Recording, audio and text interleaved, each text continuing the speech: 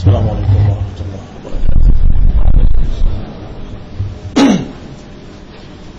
Innal hamdalillah nahmaduhu wa nasta'inuhu wa nastaghfiruh wa na'udzu billahi min shururi anfusina wa min sayyiati a'malina man yahdihillahu fala mudilla lahu wa man yudlil fala hadiya lahu. وأشهد أن لا إله إلا الله وحده لا شريك له وأشهد أن محمدا عبده ورسوله صلى الله عليه وعلى آله وأصحابه والتابعين وتابع التابعين ومن تبعهم بإحسان إلى يوم الدين. يا أيها الذين آمنوا اتقوا الله حق تقاته ولا تموتن إلا وأنتم مسلمون. يا أيها الناس اتقوا ربكم الذي خلقكم من نفس واحدة وخلق منها زوجها وبث منهما رجالا كثيرا ونساء واتقوا الله الذي تساءلون به والأرحام إن الله كان عليكم رقيبا.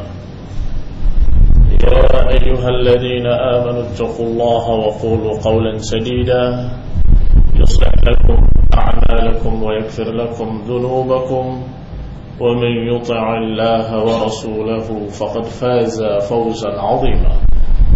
أما بعد فإن خير الحديث كتاب الله وخير الهدي هدي محمد صلى الله عليه وعلى آله وسلم وشر الأمور محدثاتها فإن كل محدثة بدعة وكل بدعة ضلالة وكل ضلالة في النار. إخواني في الدين أعزكم الله وأخواتي في الله, kaum muslimin kaum muslimat yang saya hormati, alhamdulillah kita bersyukur pada Allah Subhanahu wa taala yang telah memberikan kenikmatan yang sangat besar, yaitu kenikmatan al-Islam, kenikmatan hidayah, kenikmatan kita menjadi mukminin, mukminat, muslimin, muslimat yang harus kita syukuri. Dan tentunya dengan syukur Allah Subhanahu wa taala akan menambah, yakni menambah keistiqomahan kita, menambah ketetapan hati kita di atas agama ini.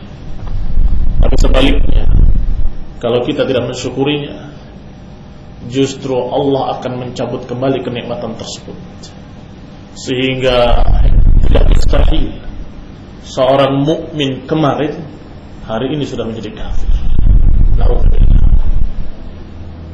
Kemarin dalam keadaan masih di atas sirat, tiba-tiba hari ini sudah menyimpang jauh.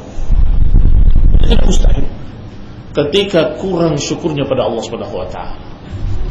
Dan tentunya syukurnya kepada Allah Subhanahu wa taala dengan lisan, dengan hati, dan juga dengan amal perbuatan. Dengan lisan kita memuji Allah Subhanahu wa taala, alhamdulillah alladzi hadana li hadza wa ma kunna linahtadiya laula an hadana Allah. Alhamdulillah yang telah memberikan hidayah kepada kita ke jalan ini, yang kalau bukan karena hidayah dari Allah, maka niscaya kita enggak mungkin akan bisa mendapatkan kelulusan ini atau agama ini. Ini pujian pada Allah dan rasa syukur dengan lisan. Dan hati kita juga meyakini bahwa kenikmatan ini benar-benar dari Allah Subhanahu wa taala, la bihaulina wala biquwwatina. Bukan dengan kekuatan kita sendiri, dengan usaha kita sendiri, bukan dengan perbuatan-perbuatan atau apa yang kita upayakan. Allah Subhanahu wa taala. May yahdihillah fala mudilla lahu wa man yudlil fala hadiya lahu. Siapa yang Allah berikan petunjuk baginya, maka tidak akan ada yang bisa menyesatkannya. Wa man yudlil, dan siapa yang Allah sesatkan dia, maka fala hadiyalah, tidak akan ada yang bisa memberikan hidayah kepadanya. Kaum muslimin kaum muslimat, lihat Allah Subhanahu wa taala mengucapkan berkali-kali dalam Al-Quran, dan Rasulullah SAW juga mengajarkan kita untuk mengucapkan demikian dan meyakini, sehingga disunnahkan bagi para dai, para ustadz ketika berbicara memulainya dengan kalimat tersebut, dengan kalimat man yahdillah fala mudilla wa man yudlil fala hadiyalah. Siapa yang Allah berikan hidayah kepadanya, maka tak akan ada yang bisa menyesatkannya. Dan siapa yang Allah sesatkan, maka tentunya enggak akan ada yang bisa memberikan hidayah kepadanya. Maka ikhwanina azakumullah, benar-benar kekuasaan Allah biqada'illahi wa qadarih, dengan takdir dari Allah Subhanahu wa taala, dengan rahmatnya dan kasih sayangnya, kita menjadi muslimin.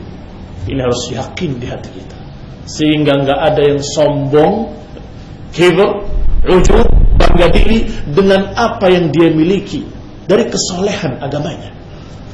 Kata para ulama, seorang semakin soleh harusnya semakin bersyukur, karena berarti dia mendapatkan taufik dari Allah sehingga dia menjadi soleh. Semakin rajin ibadahnya, bersyukur, karena sesungguhnya dia semakin rajin ibadahnya karena bantuan dan takdir dari Allah. Dengan perangkat-perangkat, dengan fasilitas-fasilitas, dengan apa yang diperlukan, semuanya dari Allah Subhanahu wa taala, sehingga dia bisa rajin ibadah, bisa memiliki sedikit ilmu, masya Allah, bisa memahami agama, memahami akidah dengan benar, masya Allah.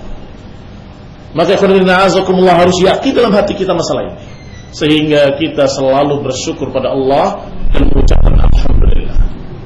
Dan yang ketiga adalah bersyukur dengan amal perbuatan, yakni kita membuktikan bahwa kita dalam keadaan benar-benar iman kepada Allah, iman kepada Rasulnya, iman kepada Quran wa Sunnah.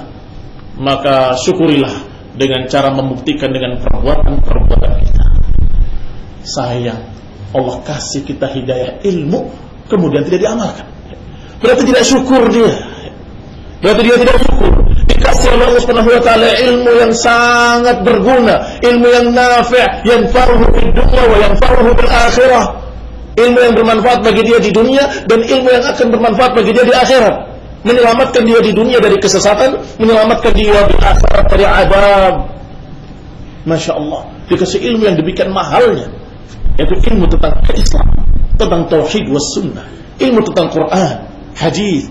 Maka kalau kita enggak amalkan, kalau kita enggak terapkan pada diri kita pribadi dan keluarga kita, berarti kamu kurang syukur dikasih ilmu oleh Allah, kurang syukur disirami dengan siraman rohani, dengan qala Allah qala Rasul, dengan ayat dan hadis. Mana syukurnya pada Allah Subhanahu wa taala? Dan termasuk syukur pada Allah dengan amal perbuatan, di samping menerapkan ilmu yang kita sudah ketahui, juga hendaklah kita menambah ilmu kita, mempelajari kembali yang belum kita tahu. Semakin paham, semakin paham, semakin paham. Dan ini juga termasuk syukur pada Allah Subhanahu wa taala, karena kita diberi kenikmatan lain selain kenikmatan hidayah, yaitu kenikmatan kesempatan, kenikmatan kesehatan. Kenikmatan kita diberi oleh Allah Subhanahu wa taala mata, telinga dan hati. Jangan sampai kita menjadi orang yang Allah katakan lahum qulubun la yafqahuna biha walahum adhanun la yasma'una biha. Jangan sampai kita menjadi mereka yang dikatakan punya hati tapi enggak digunakan, punya mata tapi enggak digunakan, punya telinga tapi enggak digunakan untuk mendengar, punya mata enggak dipakai untuk melihat, punya hati enggak dipakai untuk memahami. Kata Allah, innahum illa kal an'ami bal hum adall. Mereka seperti binatang ternak, bahkan lebih sesat lagi. Digambarkan oleh Allah tentang orang-orang kafir. Apakah orang kafir tidak menggunakan matanya? Apakah orang kafir tidak menggunakan telinganya? Apakah orang kafir tidak menggunakan hatinya? Menggunakan, tetapi hanya pada urusan dunia. Matanya hanya untuk melihat dunianya, telinganya hanya untuk mendengarkan perkara-perkara dunianya, hatinya juga hanya untuk memikirkan masalah-masalah dunianya. Maka Allah katakan mereka tidak menggunakan matanya, mereka tidak menggunakan telinganya, mereka tidak menggunakan hatinya. Artinya tidak digunakan untuk memahami agama ini, untuk memahami akidah tauhid la ilaha illallah, tidak dipakai untuk memahami tentang apa yang diajarkan dari Rasulullah SAW. Kaum muslimin, kaum muslimat yang saya hormati, maka kita bukan mereka. Kita bukan orang-orang kafir yang Allah katakan lahum qulubun la yafqahuna biha. Tetapi kita kaum muslimin muslimat yang punya hati dan digunakan untuk memahami agama, punya telinga dipakai untuk mendengarkan kajian-kajian agama, punya mata dipakai untuk melihat bukti-bukti kekuasaan Allah dan membaca kitab-kitab Allah, membaca kitab-kitab hadis, membaca kitab-kitab para ulama. Berarti orang ini syakiran lillah. Orang ini bersyukur pada Allah Subhanahu wa taala. Kenikmatan yang berikutnya yang harus kita syukuri juga adalah nikmah ukhuwah Islamiyah, kenikmatan persaudaraan kaum muslimin. Yang Allah Subhanahu wa taala menyatakan wazkuru ni'matallahi 'alaikum, ingatlah nikmat Allah atas kalian, id kuntum a'daan fa'alafa baina qulubikum fa asbahtum bi ni'matihi ikhwana. Kata Allah, ingatlah nikmat Allah atas kalian yang tadinya kalian bercerai-berai, bertikai, bermusuh-musuhan, tetapi fa asbahtum bi ni'matihi ikhwana, ternyata kalian dengan kenikmatan dari Allah kalian menjadi bersaudara. Para sahabat masing-masing memiliki suku sendiri-sendiri, dan di zaman jahiliyah mereka bertikai, berperang, sebagaimana Aus dan Khazraj yang berperang lebih dari 100 tahun, yang hampir-hampir manusia berkata tidak mungkin mereka akan bersatu kembali, nggak mungkin mereka akan berdamai kembali. Tetapi dengan Islam, kata Allah, fa asbahtum bi ni'matihi ikhwana, maka kalian dengan kenikmatan dari Allah kalian menjadi bersaudara. Kaum muslimin kaum muslimat yang saya hormati, berarti mereka bersaudara, berukhuwah Islamiyah karena kenikmatan dari Allah berupa hidayah ilal Islam. Berarti keislamannya nikmat. Ternyata karena keislaman kita jadi bersaudara, nikmat lagi yang berikutnya. Nikmah ala nikmah, nikmah di atas kenikmatan. Masya Allah, Allah berikan kenikmatan yang besar berupa ukhuwah. Alhamdulillah, tentunya kembali kita katakan, kalau tidak disyukuri akan dicabut kembali oleh Allah Subhanahu wa taala. Kalau kita tahu bahwa kita berukhuwah di atas keislaman, maka ketika kita bergeser dari keislaman itu, ketika kita meninggalkan ajaran Allah dan Rasulnya, selangkah saja mulai persaudaraan retak, ukhuwah mulai rusak. Apalagi kalau menyimpang jauh dari ajaran Allah dan Rasulnya, walaupun namanya masih Muslim, maka akan terjadi kalau mereka pertikaian sesuai dengan jauhnya mereka menyimpang dari ajaran Allah dan Rasulnya. Maka kaum muslimin kaum muslimat yang saya hormati, usikum wa nafsi bitaqwallah.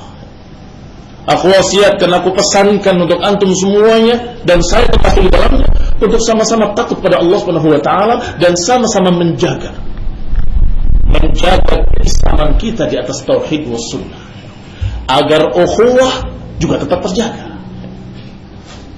Maka kita bersama-sama tawasi bil haqqi wa tawasi bis sabr wa tawasi bil marham, saling menasihati dengan sabar, saling menasihati dengan kebenaran, dan saling menasihati dengan kasih sayang, untuk bersama-sama dukung-mendukung kembali kepada ajaran agama Allah Subhanahu wa taala, kembali kepada tauhid was sunnah yang benar.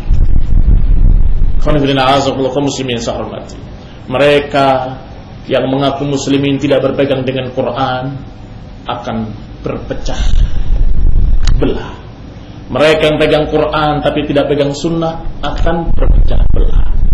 Dan mereka yang berpegang dengan Quran dan sunnah tetapi memahami dengan seenaknya sendiri juga akan berpecah belah.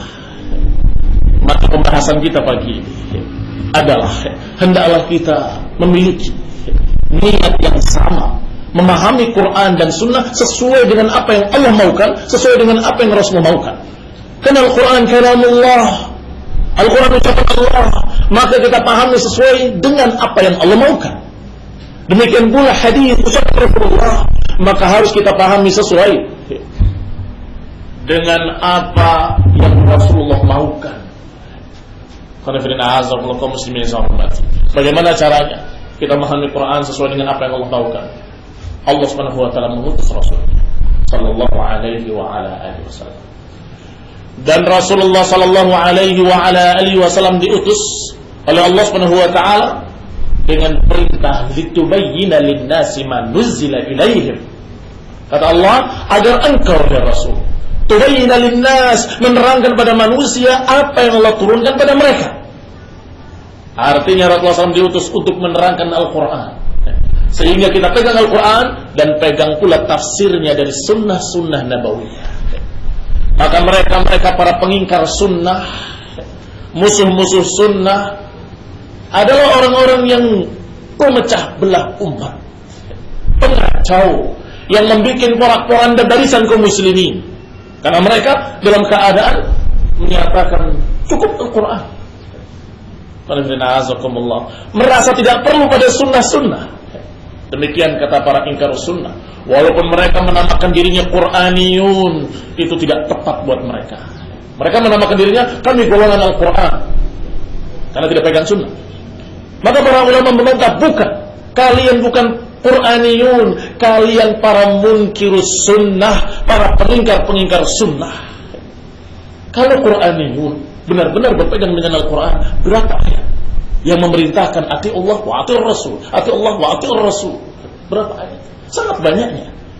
Taati Allah, taati Rasul, ikuti perintah Allah dan ikuti perintah Rasul. Berapa banyaknya? Dan Nabi sallallahu alaihi wasallam sebagaimana diriwayatkan oleh Imam Hakim dan Syekh Ibn Baz membawakan hadis ini dan menyatakan sahih, bahwa Rasulullah SAW pernah menyatakan, yushiku min ummati rajul, sebentar lagi akan ada di umatku satu orang, syab'an ala arikatih, dalam keadaan kenyang di dipan-dipannya yang merah, kemudian berkata, bainana wa bainakum kitabullah, ma wajadna fihi min halalin istahlalnahu wa ma wajadna fihi min haramin harramnah.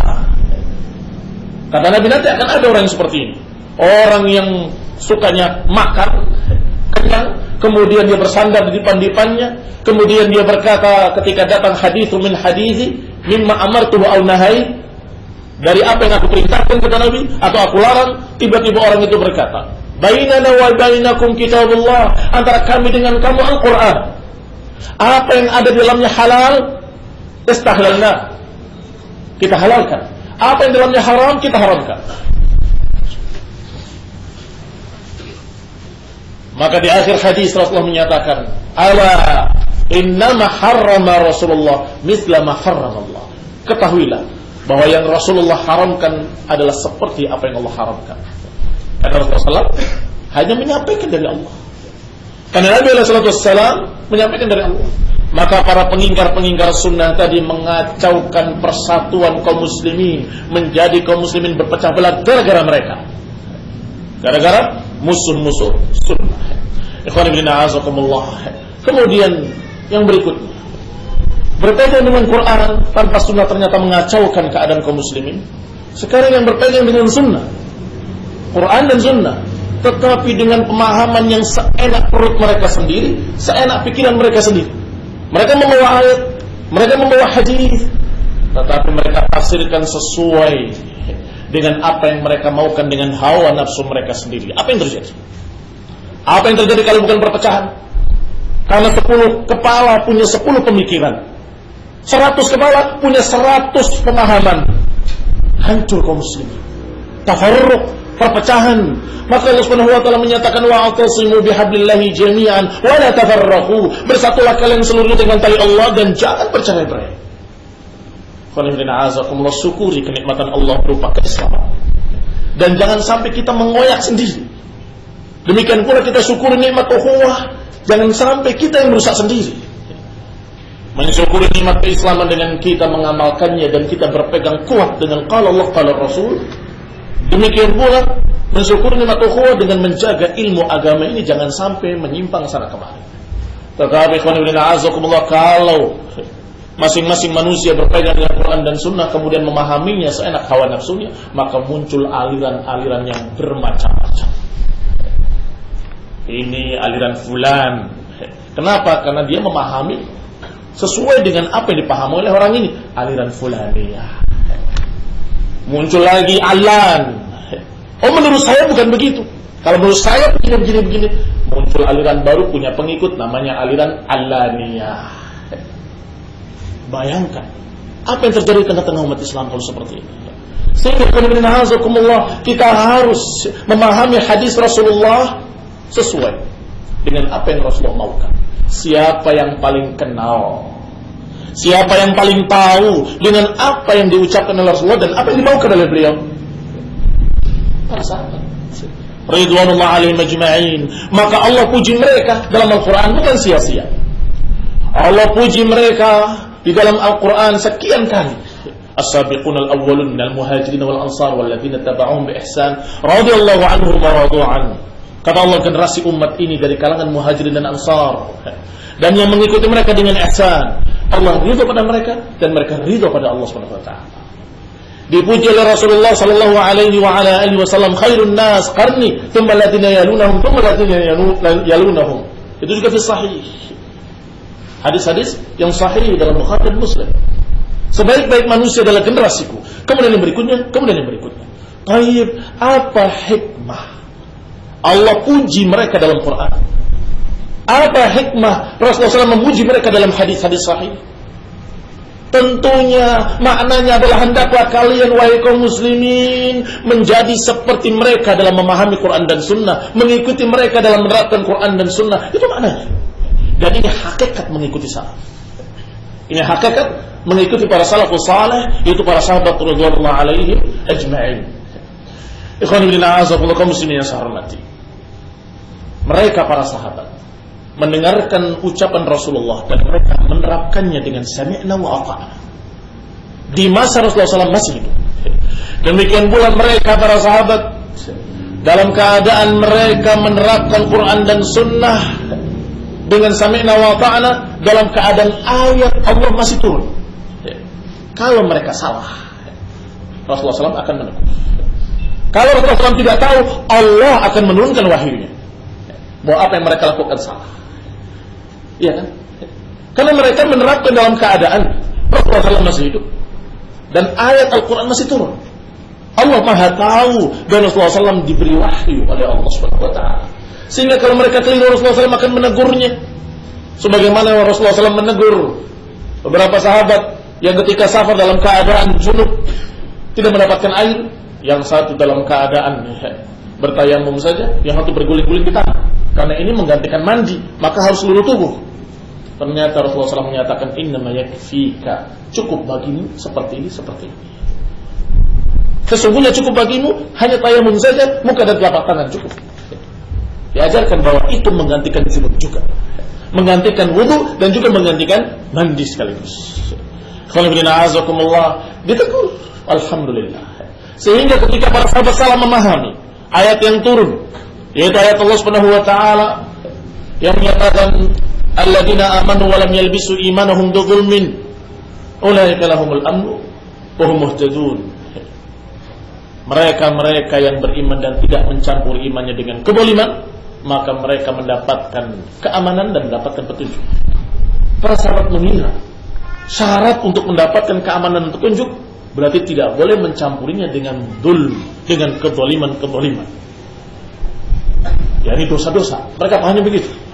Maka berat sekali para sahabat menyatakan ayyuna lam yadhlim nafsah. Siapa di antara kita yang tidak pernah berbuat dosa? Maka mereka pun bertanya pada Rasulullah, ya Rasulullah, ayyuna lam yadhlim nafsah. Ya Rasulullah, siapa di antara kami yang tidak pernah berbuat dosa? Kalau syaratnya adalah tidak berbuat dosa, siapa yang bisa di antara kami? Terasa berat di kalangan para sahabat. Ternyata Rasulullah SAW mengingatkan mereka, laisa kama taqulun, atau dalam riwayat laisa alladzi ta'nun, tidak seperti yang kalian pahami, tidak seperti yang kalian maksudkan. Innama dzulm asy-syirik, sesungguhnya kezaliman ini adalah kesyirikan. Alam tasma' ila qauli 'abdin salih, tidakkah engkau mendengar ucapan seorang hamba yang saleh, ini Luqman kepada anaknya, ya bunayya la tusyrik billah, inna syirka la dzulmun 'adzim. Jangan syirik kepada Allah, sesungguhnya kesyirikan itu kezaliman yang besar. Innama dzalikum asy-syirk, sesungguhnya yang dimaksud adalah kesyirikan. Ini para sahabat, murid-murid langsung Rasulullah sallallahu alaihi wa ala alihi wasallam, sehingga jangan ragu bahwa mereka adalah umat yang terbaik. Jangan ragu kalau mereka adalah khairun nas. Siapa yang menentang mereka menjalani jalan lain selain jalan mereka, niscaya yang terjadi adalah penyimpangan dan kesesatan. Kalau terjadi penyimpangan dan kesesatan, terjadilah perpecahan di kalangan manusia, di kalangan umat Islam. Berarti saya tanya sekarang, apa penyebab perpecahan? Dan siapa biang yang memecah belah umat, memecah belah kaum muslimin? Ahlul dalal, ahlul ahwa, mereka orang-orang yang sesat dan mereka yang menyimpang dari pemahaman para sahabat, mereka yang menyimpang dari pemahaman Quran wal Sunnah, mereka yang tidak mau kembali kepada Quran, tidak mau kembali kepada Sunnah, dan tidak mau kembali kepada ucapan-ucapan salafus saleh, ucapan para sahabat. Mereka ini sering mengacau dan sering memecah belah kaum muslimin di seluruh dunia sepanjang masa. Muncul Khawarij di akhir-akhir masa para sahabat, kemudian mengangkat pedangnya dan menyatakan inil hukmu illa lillah, sesungguhnya tidak ada hukum kecuali milik Allah. Apa yang dibacanya? Ayat Al-Quran, tetapi tidak mengikuti pemahaman salaf.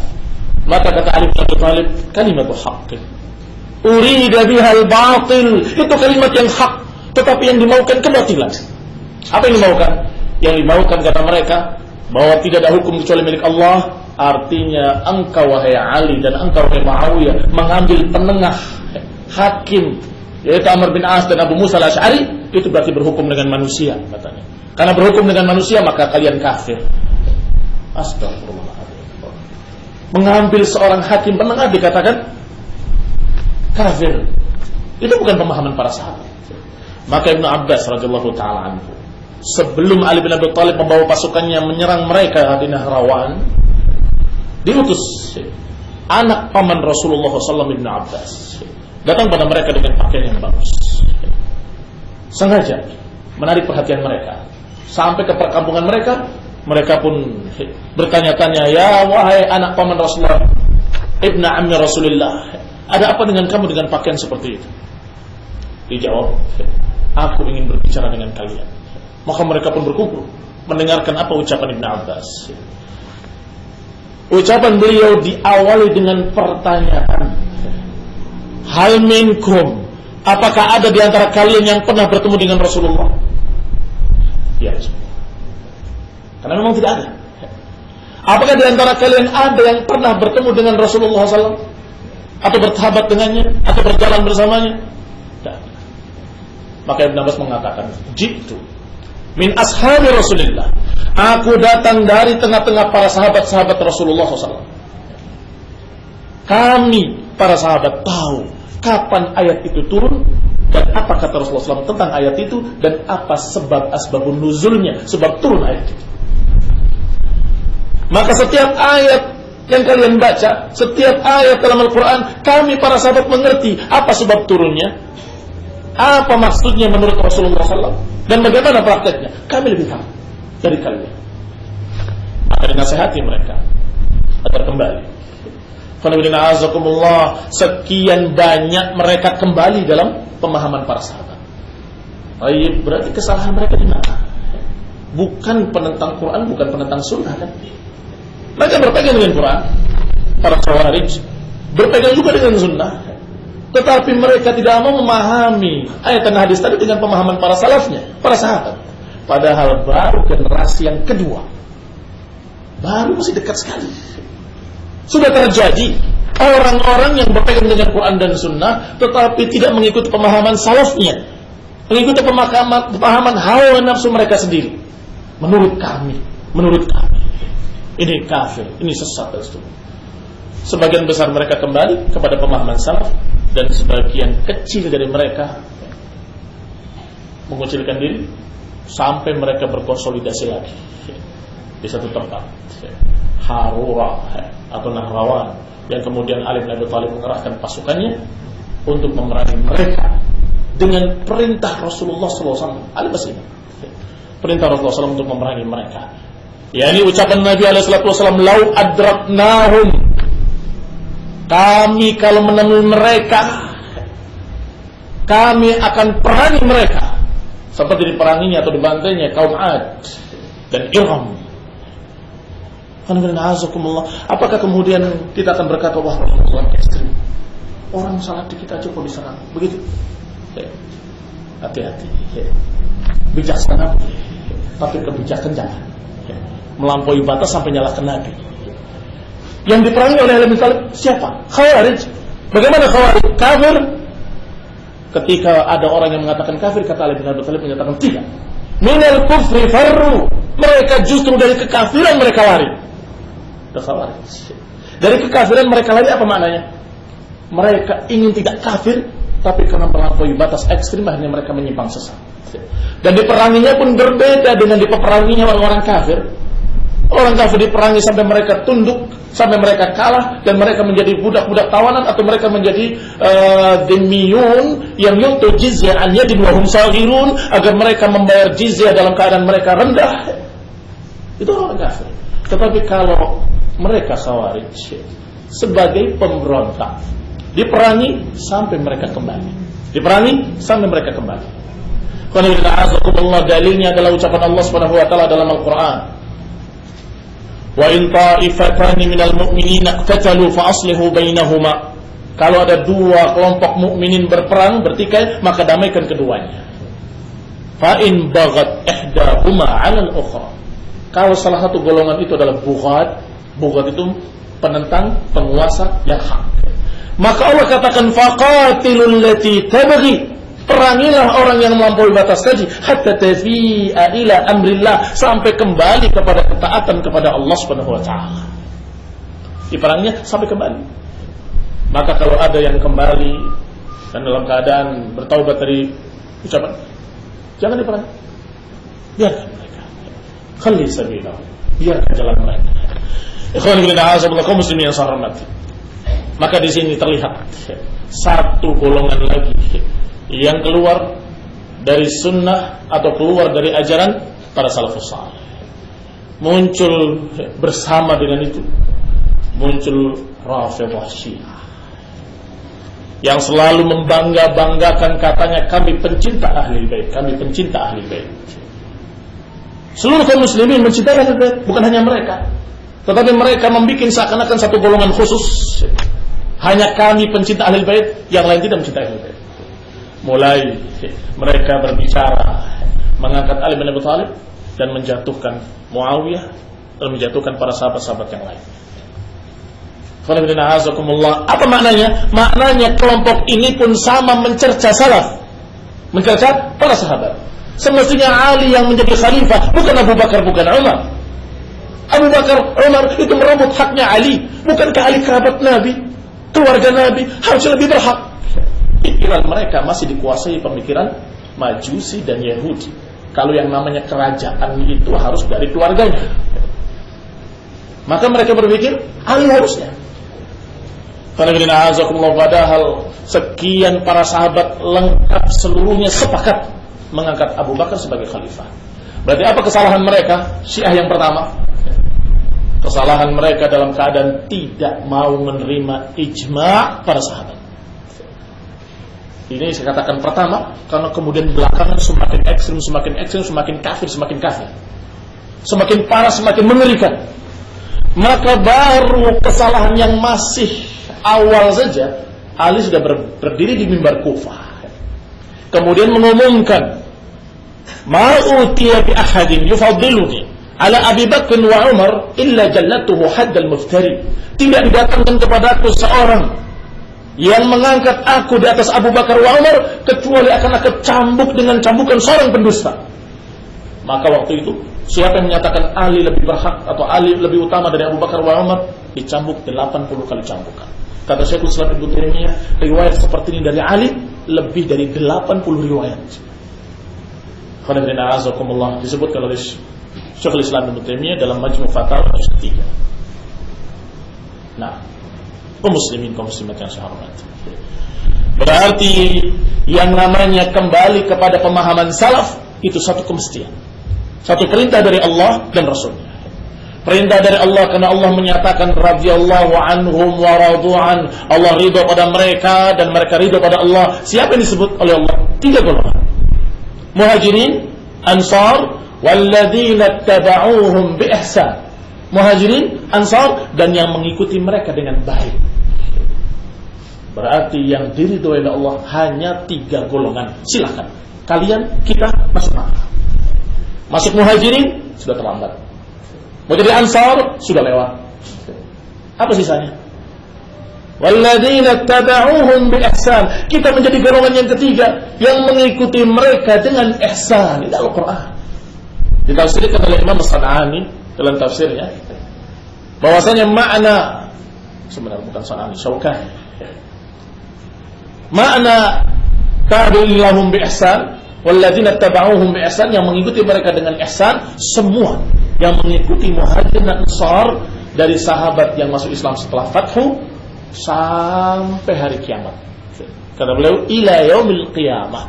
Kalau mereka mengikuti para sahabat muhajirin dan ansar, maka mereka termasuk walladzina tabauhum bi ihsan, yang mengikuti mereka dengan ihsan. Silakan kita lihat. Semua aliran-aliran sesat mesti membenci salaf atau memusuhi salaf dalam bentuk aliran apapun. Khawarij sudah kita kisahkan bagaimana permusuhan mereka pada para sahabat, dikafirkan bahkan para sahabat. Syiah hadits wala haraj, silakan sebutkan, tidak perlu ragu. Terlalu banyak yang dicerca oleh Syiah Rafidhah. Demikian pula mereka kaum aqlaniyun, mu'tazilah, rasionalis juga berkata dengan nada yang melecehkan para sahabat, kami ini lebih cerdas dari mereka para sahabat. Para sahabat memang lebih selamat, tapi kami lebih cerdas. Para sahabat nggak tahu kenapa babi diharamkan, kita tahu. Babi diharamkan karena cacing pita. Para sahabat nggak ngerti kenapa begini-begini, kami ngerti setelah kami pelajari kimia, fisika, biologi dan sebagainya.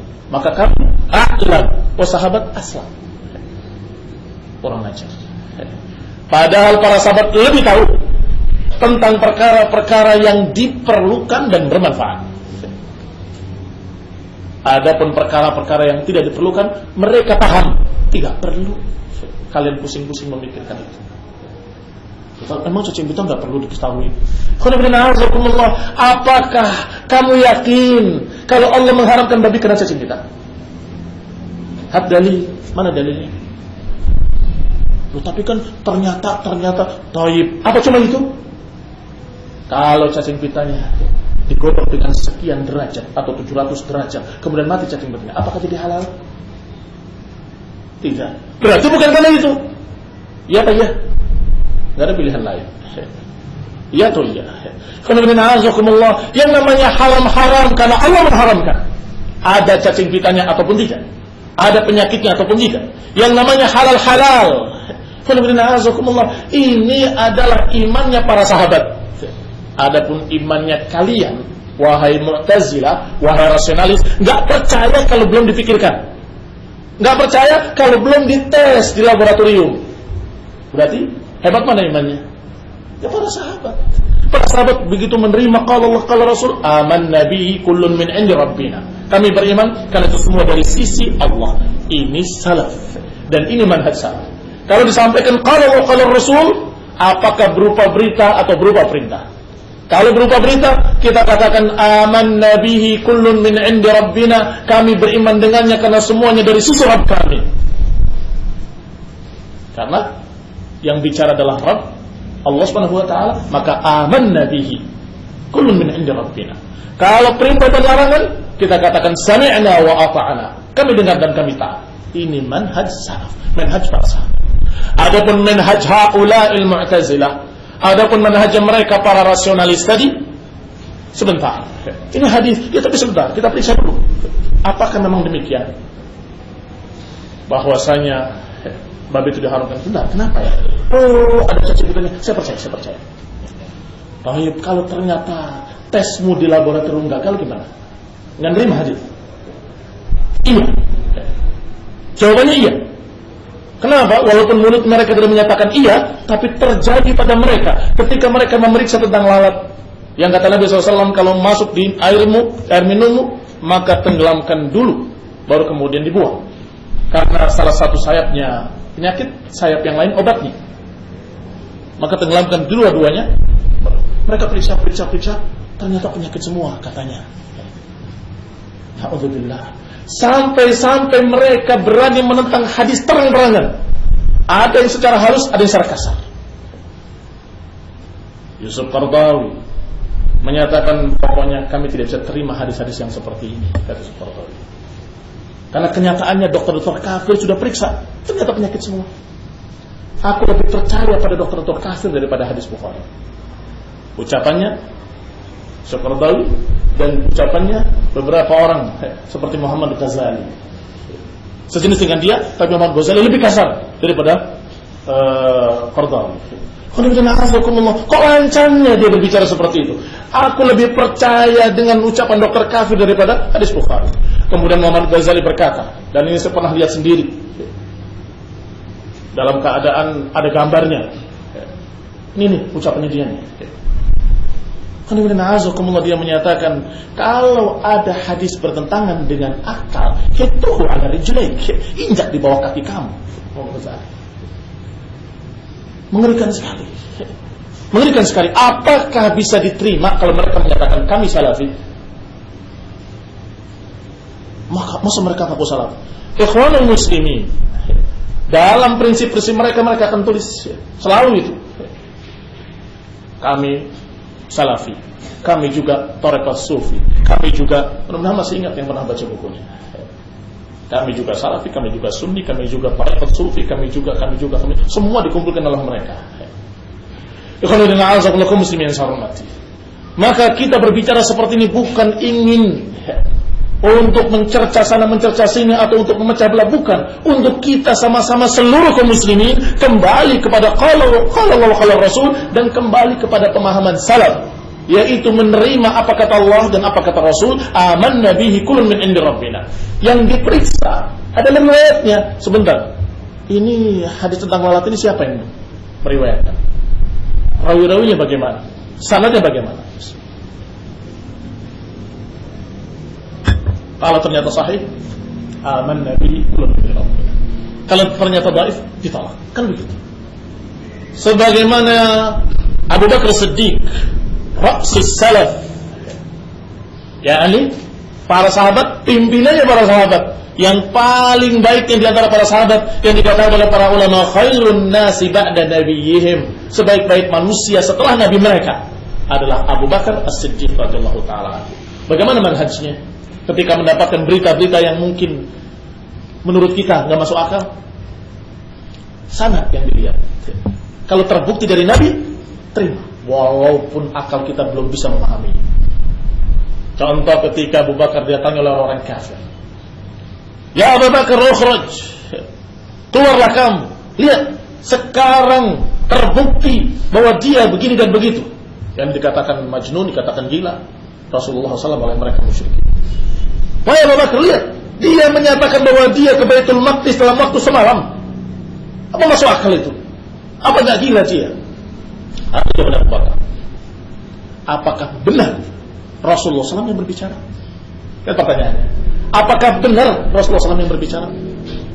Kalau benar Rasulullah SAW yang berbicara, aku percaya. Walaupun lebih daripada itu.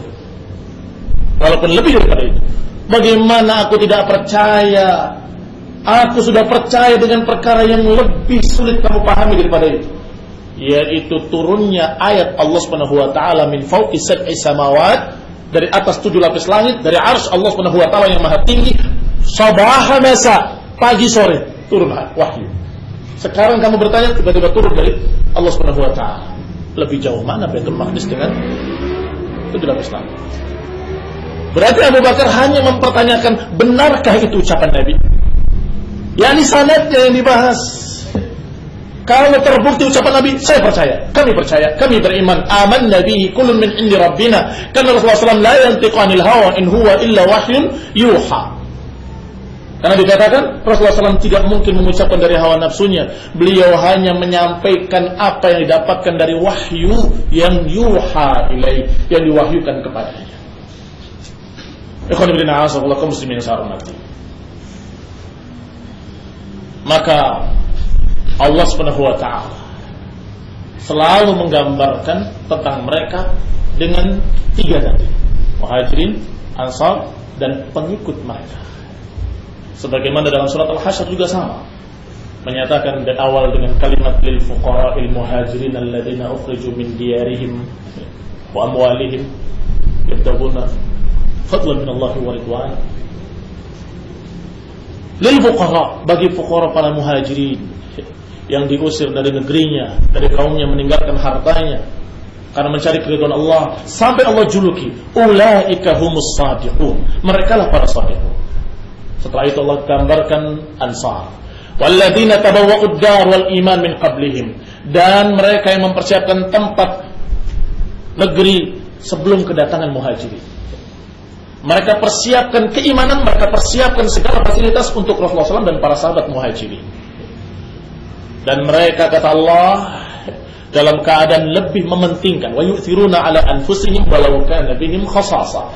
Mereka lebih mementingkan tamu-tamunya padahal mereka sendiri butuh. Ini kehebatan Ansar, dipuji oleh Allah. Sampai di akhir ayatnya Allah katakan, wa may yuqa syuhha nafsihi fa ulaika humul muflihun. Siapa yang bisa mengalahkan kebakhilan dirinya, maka mereka itulah orang-orang yang muflihun. Berarti muhajirin dijuluki as-sadiqun, sedangkan Ansar dijuluki al-muflihun. Siapa yang ketiga Allah katakan, walladzina ja'u min ba'dihim, dan mereka-mereka yang datang setelahnya, setelah muhajirin dan Ansar. Sama, yang datang setelah muhajirin dan Ansar ila yaumil qiyamah, termasuk kamu dan saya, termasuk kita kaum muslimin sekarang ini. Hendaklah, kata Allah, yaqulun rabbana ighfir lana wa li ikhwanina alladzina sabaquna bil iman, hendaklah mendoakan mereka, Allahumma ighfir lana, ya Allah ampunilah kami, alladzina sabaquna bil iman, dan ampunilah orang-orang yang lebih dulu dari kami beriman. Imam Syaukani rahimahullah mengatakan lagi dalam tafsirnya bahwa makna sabaquna bil iman, kalimat sabaquna dari kata sabaqa, maknanya adalah mereka mendahului, kita mengikuti. Kalau kita tidak di jalan mereka, tidak bisa dikatakan sabaquna. Kalau kita tidak di jalan mereka, maka kalimat sabaquna itu ada isyarat bahwa hendaklah yang datang setelah mereka, hendaklah berjalan di belakang mereka. Mereka pendahulu, kita pengikut. Mereka salaf, kita ittiba, mengikuti mereka dalam memahami Quran was sunnah. Bahkan Rasulullah sallallahu alaihi wa ala alihi wasallam juga menyatakan, alaikum bisunnati wa sunnatil khulafa'ir rasyidin. Atas kalian untuk berpegang dengan sunnahku dan sunnahnya para khalifah-khalifah yang lurus. Siapa khalifah-khalifah yang lurus? Kibarus sahabah, pembesar-pembesar sahabat ridwanullah alaihim ajma'in. Artinya ikuti sunnahnya para sahabat. Apakah ada sunnah Nabi, ada sunnah sahabat sejajar? Bukan. Maknanya ikuti sunnah Rasulullah SAW dan ikuti sunnah para sahabat, para khalifah-khalifah yang lurus dalam mengikuti sunnah Nabi. Ikuti cara mereka dalam menjalankan sunnah Rasulullah Sallallahu Alaihi Wasallam, sehingga ijma', kesepakatan para salaf, kesepakatan para sahabat menjadi hujjah, menjadi dalil, tidak bisa dibantah, tidak bisa ditolak. Quran, sunnah, dan yang ketiga ijma' para sahabat. Kecuali kalau para sahabat ada yang berselisih, maka dilihat ditarjih mana yang lebih sahih, mana yang lebih sahih, mana yang lebih rajih, mana yang aqrab ila sunnah. Karena para sahabat radhiyallahu anhum ajma'in tetap manusia, memiliki zallah, memiliki ketergelinciran atau memiliki kesalahan-kesalahan, tetapi kesalahan mereka dijamin dengan ampunan.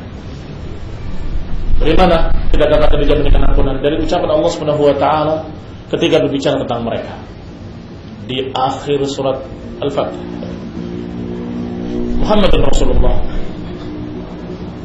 walladzina ma'ahu asyidda'u 'alal kuffari ruhamaa'u bainahum tarahum ruk'an sujada yabtaghuna fadlan min Allah wa ridwana. Kata Allah, Muhammad adalah Rasulullah sallallahu alaihi wa ala alihi wasallam. Walladzina ma'ahu, dan yang bersamanya keras terhadap orang kafir, kasih sayang sesama mereka. Kamu lihat mereka ruku dan sujud mencari fadilah dari Allah Subhanahu wa taala. Simahum fi wujuhihim min atharis sujud. Tanda-tanda mereka di wajah-wajah mereka ada bekas sujud. Dzalika mathaluhum fit Taurat. Itu permisalan mereka dalam Taurat. Wa mathaluhum fil Injil, dan permisalan mereka dalam Injil. Kazar'in akhraja syat'ahu fa'azarahu fastaghlaba fastawa ala suqih. Permisalan mereka dalam Injil, mereka seperti pohon yang membesar, semakin kokoh, semakin kuat. Tunasnya menjulang ke langit, akarnya menghunjam ke bumi dengan kokoh. Yu'jibul zurra'a liyaghidha bihimul kufar. Mengagumkan penanamnya untuk membuat jengkel orang-orang kafir. Apa akhir ayat? Wa'adallahu alladhina amanu minhum maghfiratan wa ajran 'azima. Di akhir ayat ini kita lihat sebagai syahid, sebagai bukti kalau mereka dijamin dengan ampunan. Allah katakan dengan kalimat, Allah janjikan untuk mereka orang-orang beriman itu maghfiratan wa ajran 'azima, ampunan dan pahala yang besar. Sehingga mereka punya kesalahan, tapi bukan untuk dibicarakan kejelekan mereka.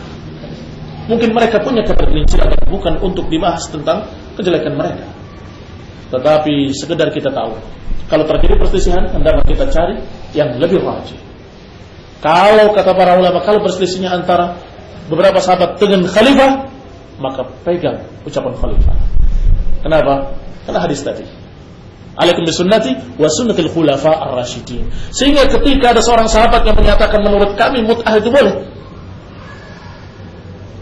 Rasulullah SAW mengizinkan, tapi sudah dimansuhkan. Ya, tapi kemudian diizinkan kembali, tetapi dimasukkan kembali, kata khalifah. Dan terbukti riwayat yang sahih adalah memang satu perkara satu-satunya yang unik, pernah dibolehkan 2 kali dan dimasukkan 2 kali. Itu mut'ah. Yang di akhir dengan kalimat ila yaumil qiyamah. Baik, maka khalifah berkata, sungguh demi Allah, kalau kamu berani mut'ah, akan aku rajam. Kata Umar bin Khattab radhiyallahu anhu, kalau engkau berani mut'ah, akan aku rajam kamu sebagai rajam seorang pezina. Baik, mana yang diambil? Ucapan khalifah.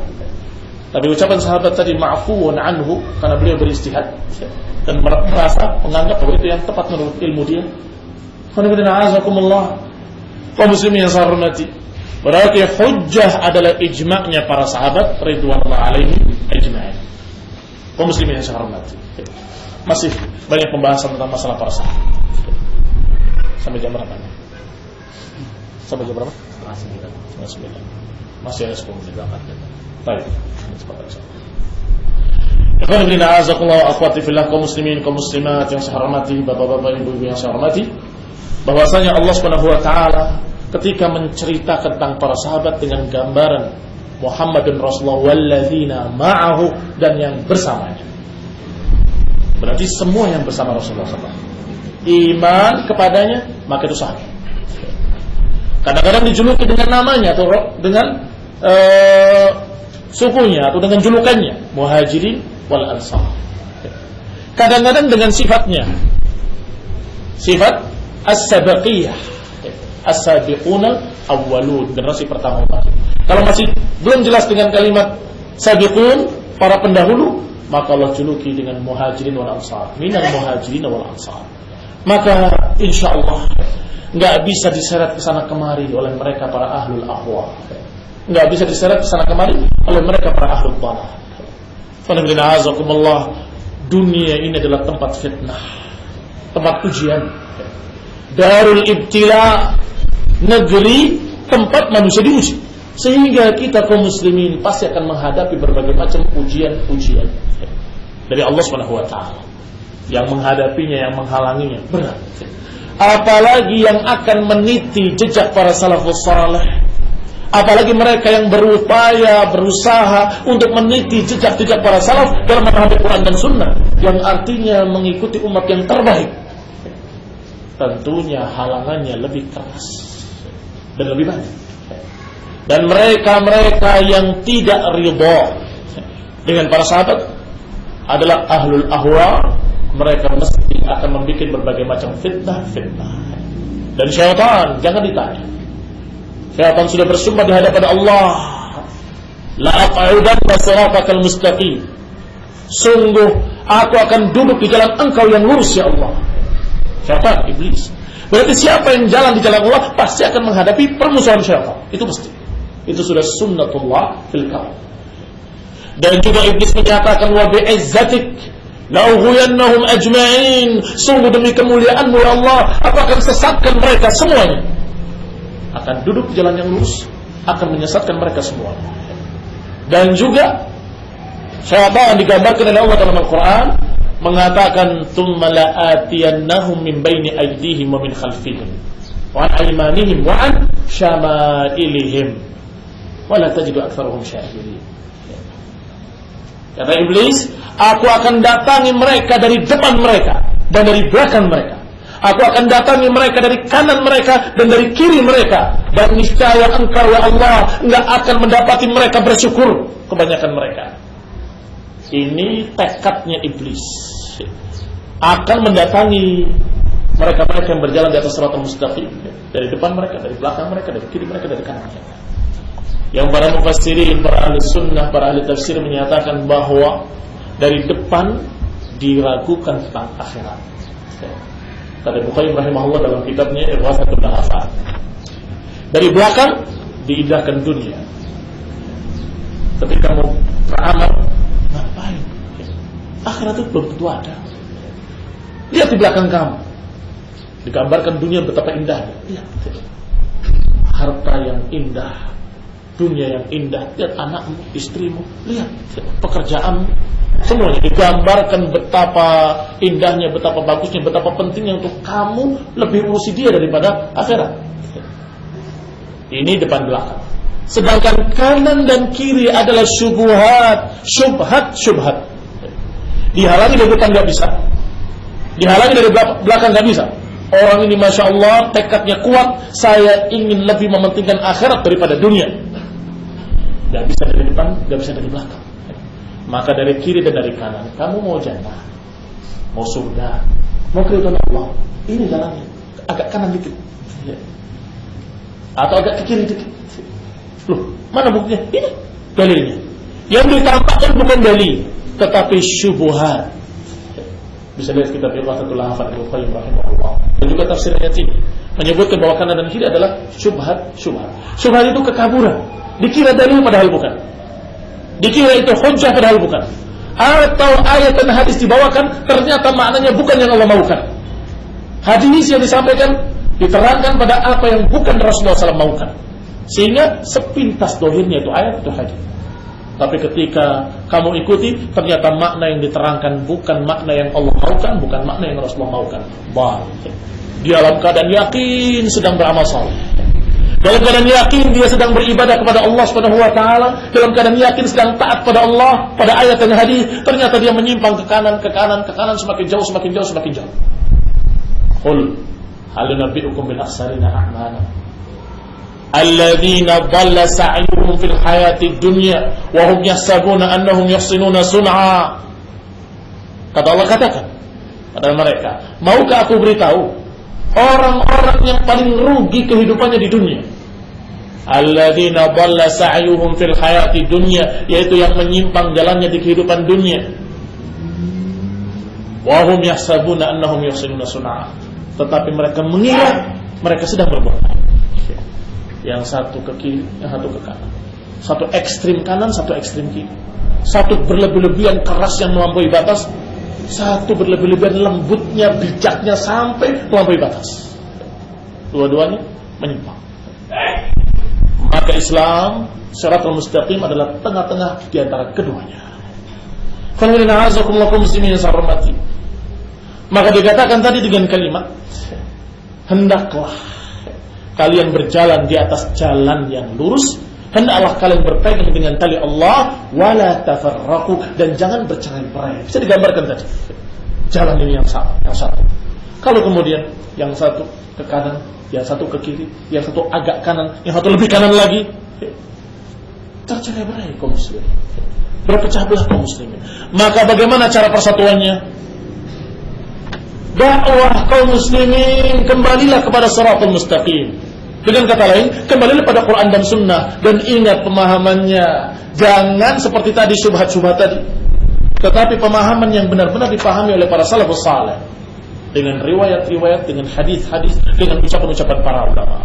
Sehingga sebagai penutup, bahwa kita kaum muslimin kalau ingin bertekad berpegang dengan Quran dan Sunnah dengan pemahaman salaf, mesti melalui para ulama. Gak akan bisa berjalan sendiri.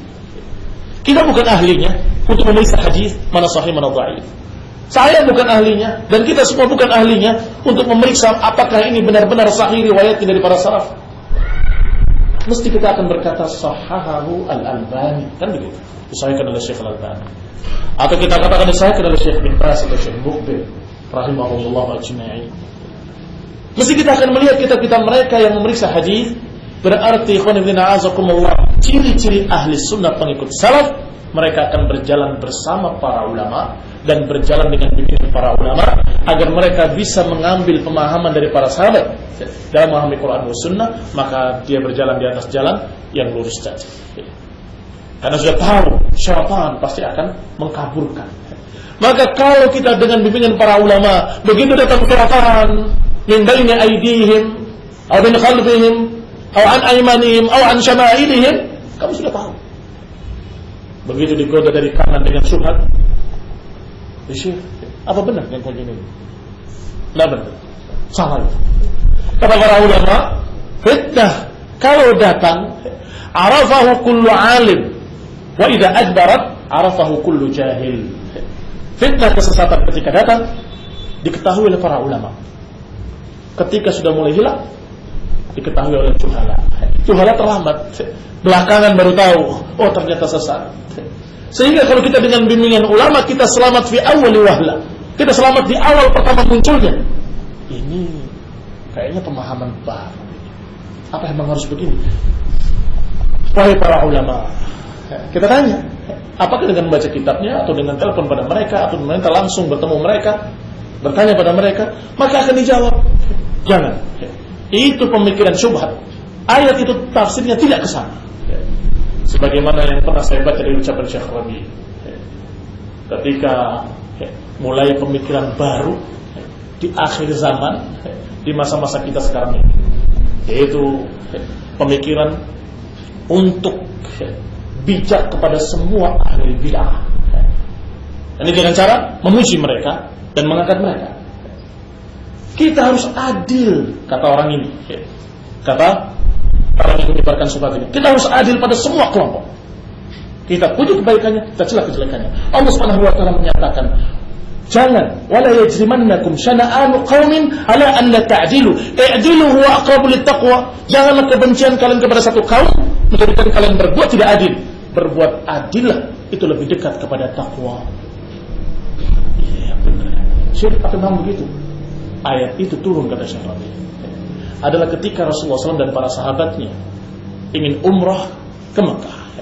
Ditentang oleh Quraisy, dihalangi oleh Quraisy. Para sahabat sudah jengkel, sudah marah. Ya Rasulullah, kita perang saja, kita lawan saja. Apa ayat yang turun? Janganlah kebencian kalian kepada kaum tersebut membuat kalian berbuat tidak adil. I'dilu huwa aqrabu littaqwa.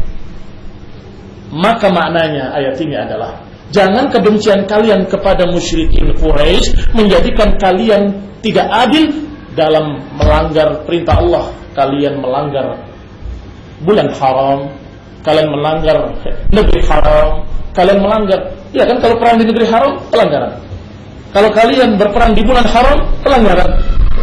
Maka itu dikatakan tidak adil. Baik. Berarti apa maknanya keadilan? Keadilan itu cocok dengan perintah Allah dan Rasulnya. Kalau kalian menyelisih perintah Allah dan Rasulnya, maka itu tidak adil.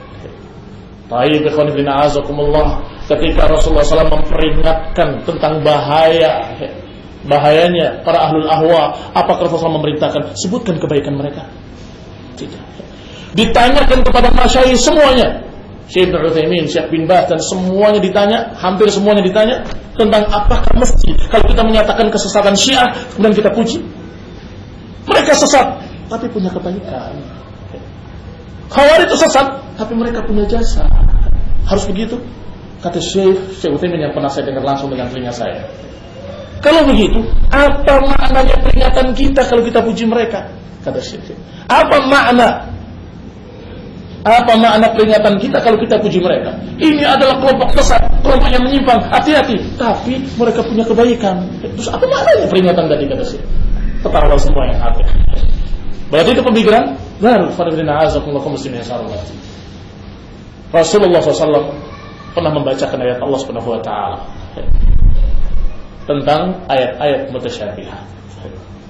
Kemudian Rasulullah SAW menyatakan kepada Aisyah, "Idza ra'aitil ladzina," kalau engkau melihat orang-orang yang mengikuti al-mutasyabihat, ayat-ayat mutasyabihat untuk cari fitnah dan cari takwilnya, maka ulaikal ladzina sammallahu fahdharuhum, maka mereka lah yang dimaksud oleh Allah, hati-hati dari mereka.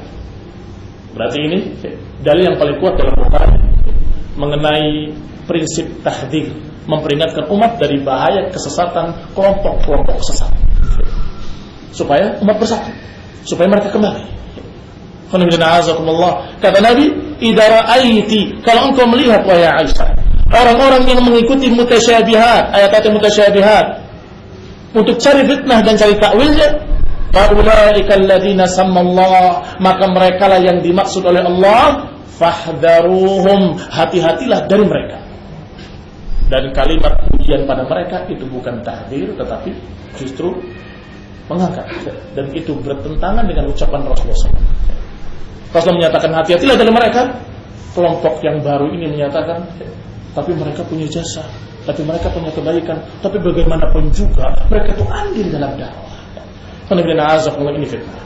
Dan usikum wa iyyakum taqwa. Aku wasiatkan kembali kepada antum semuanya hadirin dan seluruh kaum muslimin yang mendengar, agar kembali kepada qala Allah qala Rasul, dan kembali kepada ucapan para salafus saleh dengan melalui para ulama, dengan melalui para ahlul hadis, dan kemudian ulama-ulama yang masih hidup sekarang ini, yang mereka membacakan kepada kita ucapan para imam ahli sunnah, ucapan para imam ahlul hadis. Allahu taufiq wal afiyah. Wa nasallahu hidayah wa rahmah. Subhanaka wa bihamdika asyhadu an la ilaha illa anta astaghfiruka wa atubu ilaik. Wassalamualaikum warahmatullahi wabarakatuh. Jamaah yang dirahmati Allah, saya sampaikan materi pengajian pada kali ini. Kemudian kita masuki sesi yang kedua, jawab. Untuk ini silakan yang ingin menyampaikan pertanyaan. Untuk ini kami persilakan. Ya, pada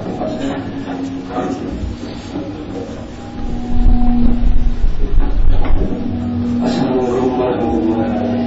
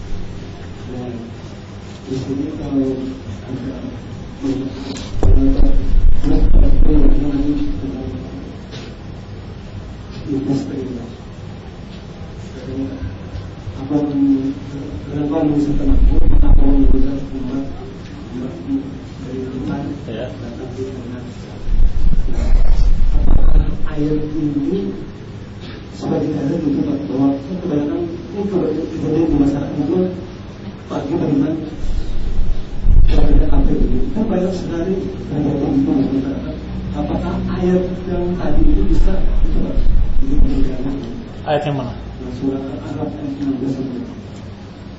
Surah Al-Alaq ayat 17. Yaitu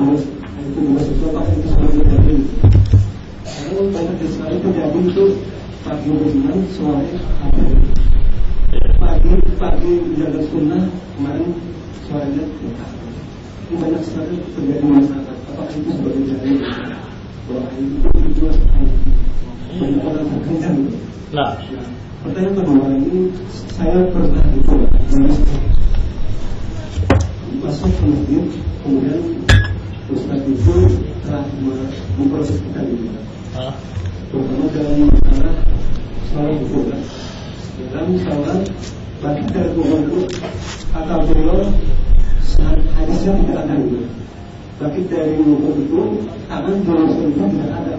Yang ada itu hadis bersedekah. Nah, saya bisa bilang ada hadis tertentu tidak ada. Yang ada itu yang bersedekah.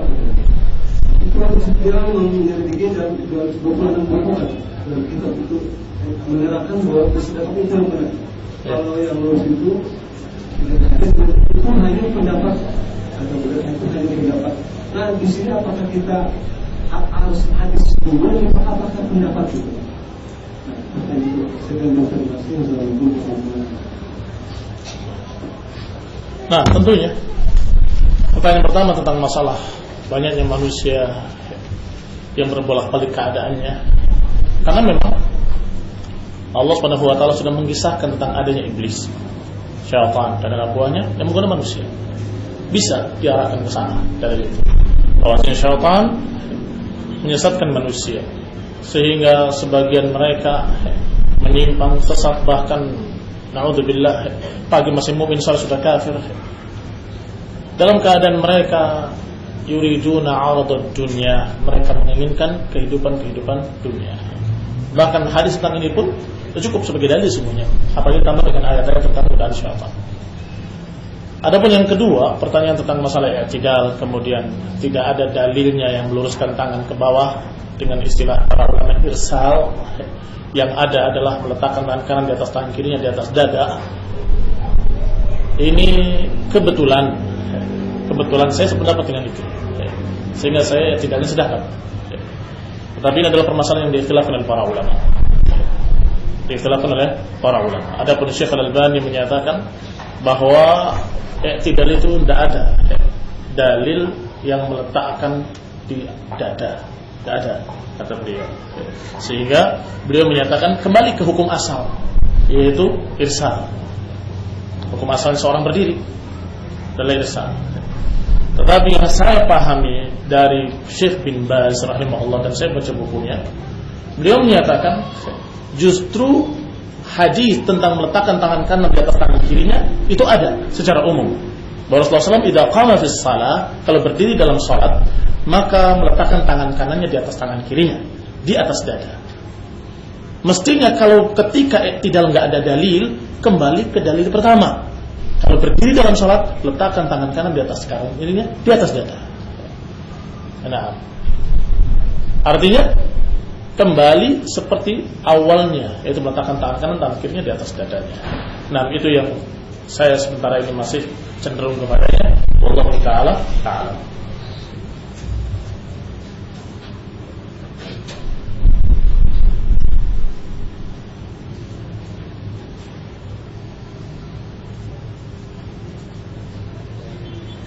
Ustaz, mohon nasihatnya atas mereka yang sama-sama mengatakan dirinya mengikut salaf, namun saling mengklaim dirinya paling benar. Jazakallahu khairan. Alhamdulillah, yang diperlukan bukan saling mengklaim dirinya paling benar, tetapi saling menasihati. Kalau memang saudaramu ada sesuatu yang kamu anggap salah, maka kamu nasihati. Kamu peringatkan, kalau salaf itu begini, kalau salaf itu begitu. Terus, sehingga suatu saat kalau memang dia salafi akan semakin baik. Kalau memang dia pengikut salaf, ahlus sunnah.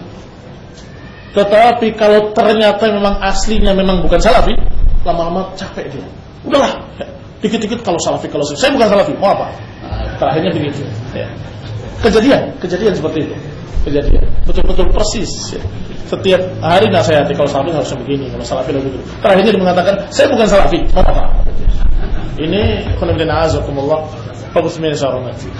berarti masalah yang penting dan lebih penting bukan pengakuan, tetapi pembuktian bahwa kita ahli sunnah, pegang sunnah, bahwa kita adalah muslim, pegang akidah Islam, la ilaha illallah Muhammad Rasulullah.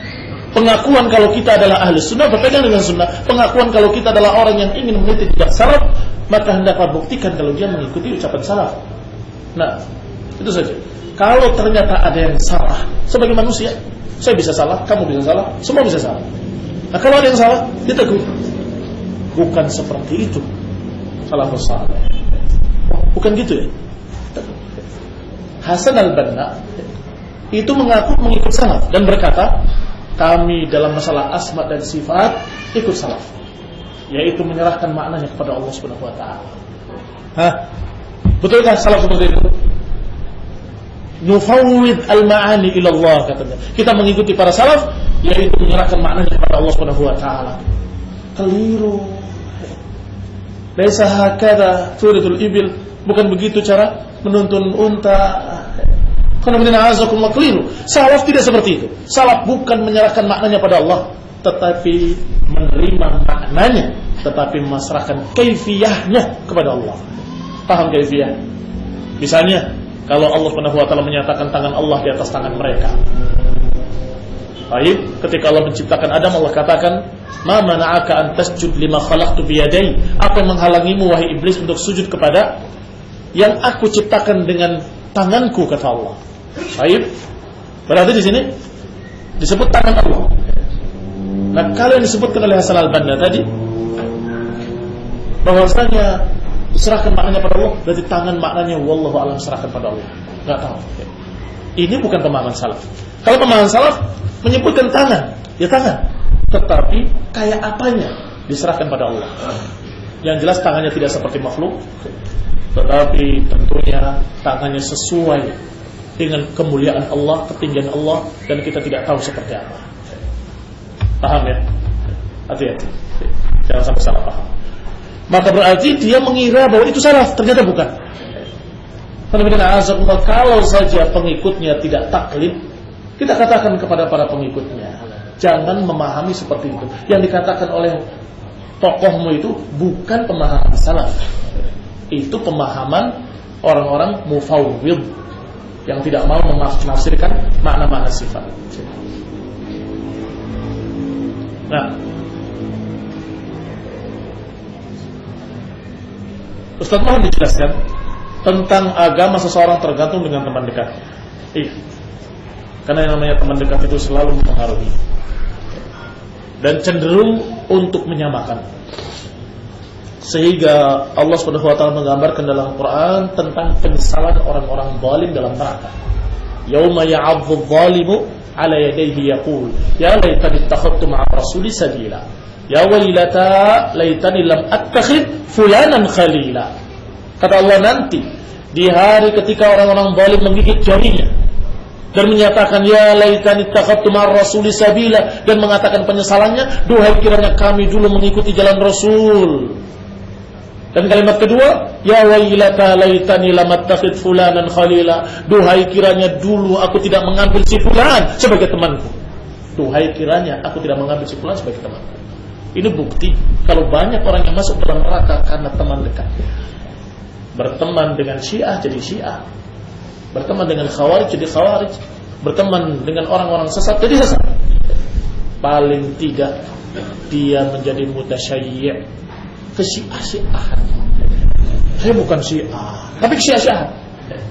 Ya, tapi menurut saya sih mestinya Ali, kan Ali kerabatnya Nabi. Tapi saya bukan Syiah loh. Ini mutasyayyi' namanya, kesyiah-syiahan. Sehingga hati-hati dengan ayat tadi, dengan hadis Nabi juga yang menyatakan bahwa al-mar'u ala dini khalili, seseorang mengikuti teman dekatnya, menunjukkan bahwa kita harus memilih teman.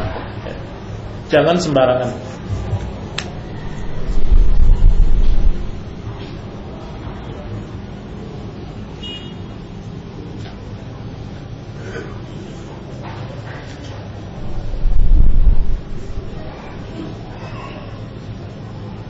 Bolehkah seorang yang sakit dalam keadaan junub berwudu karena tidak mandi, tidak bisa mandi?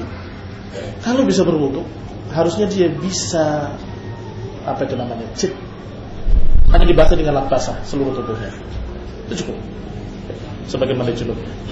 Nah, kalau nggak bisa sama sekali dengan air, dengan tayamum.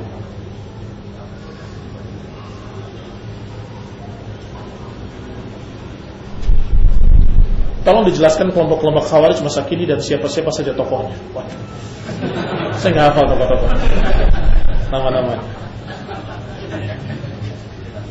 Siapa namanya? Yang jelas yang pernah saya dengar dari kasetnya mereka itu siapa itu Al-Ansari namanya. Fauzan Al-Ansari. Satu lagi Alawi Ma'mun. Atau lagi siapa lagi? Seperti itu. Yang na'udzubillah kalimat-kalimat yang mengerikan sekali. Sampai dia berkata, Fauzan Al-Ansari ini, kami siap berperang melawan salafiyin ahli sunnah. Walaupun sama-sama pakai peci, walaupun sama-sama pakai baju koko, kami siap berperang. Kita heran dengan kata-kata itu. Ini bukan berani-beranian. Masalahnya boleh atau tidak boleh oleh Allah dan Rasul memerangi kaum muslimin, kan gitu. Oh, kalau berani, saya nggak berani. Kamu berani menentang Allah, saya nggak berani menentang Allah SWT. Karena kami tidak menghalalkan darah kaum muslimin. Nah,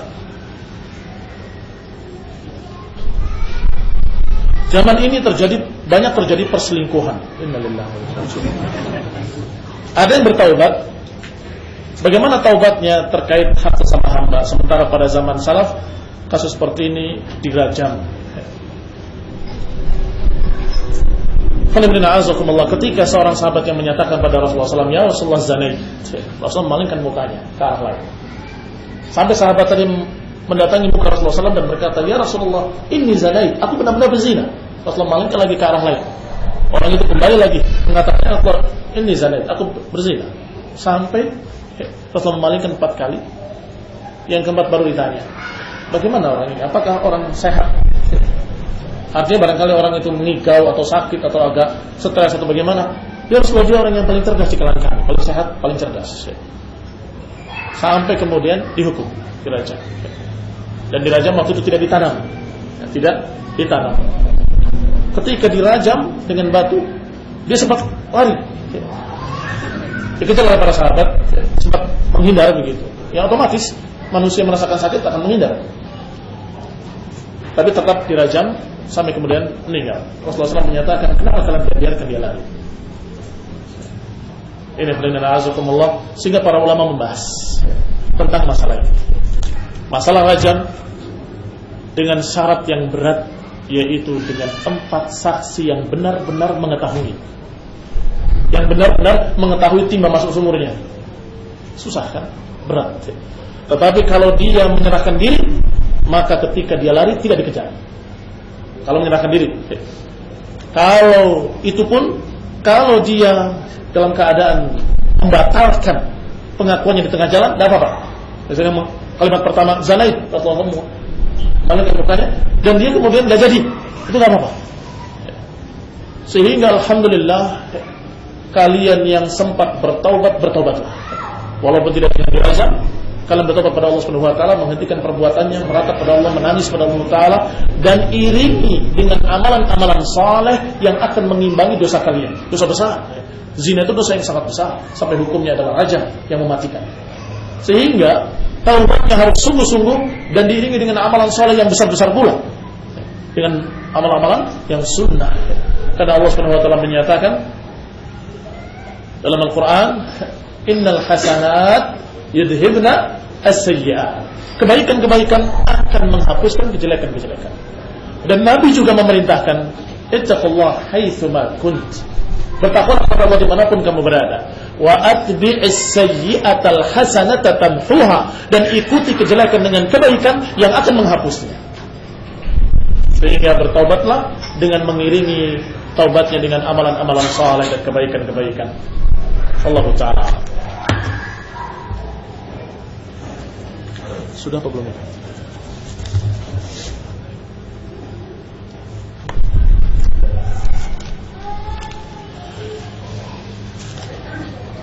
Sampai jam berapa emang? 9.30? 9.30 waktu tengah. Bukan waktu banget, waktu itu? Tengah. Lalu 9 ke bawah 8. Jam 8 akan 45 menit dari Ustaz. Ini pertanyaan paling panjang sepanjang saya ngisi. Banyak sejarah. Masya Allah. Bagus.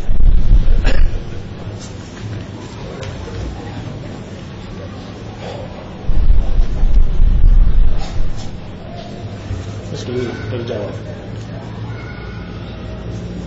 Sudah dijawab juga. Campur.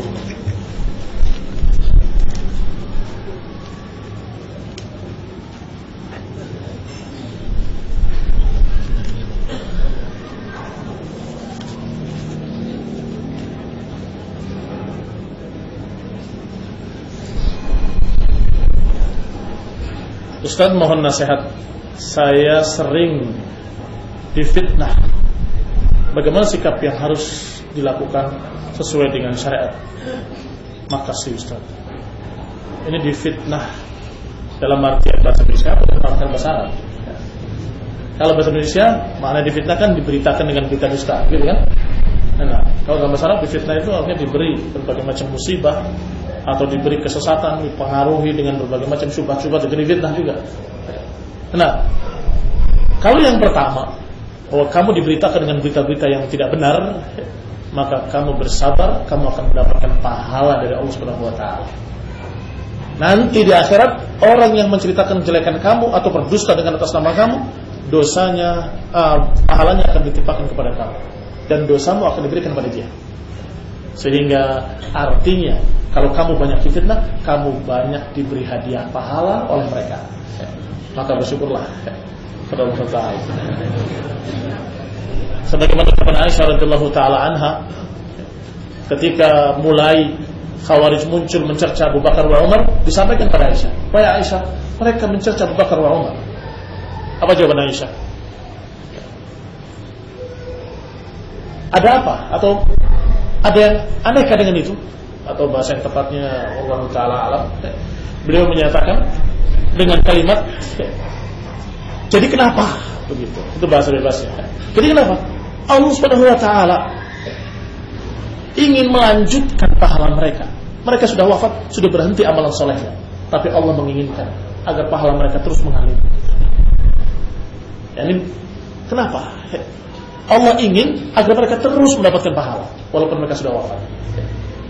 Masya Allah, dengan Syiah berbicara tentang Abu Bakar Umar, terus Abu Bakar Umar dapat pahala. Masya Allah, radhiyallahu ta'ala anhuma.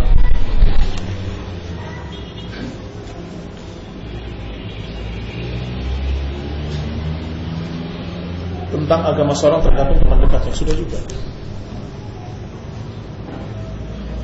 Bismillah.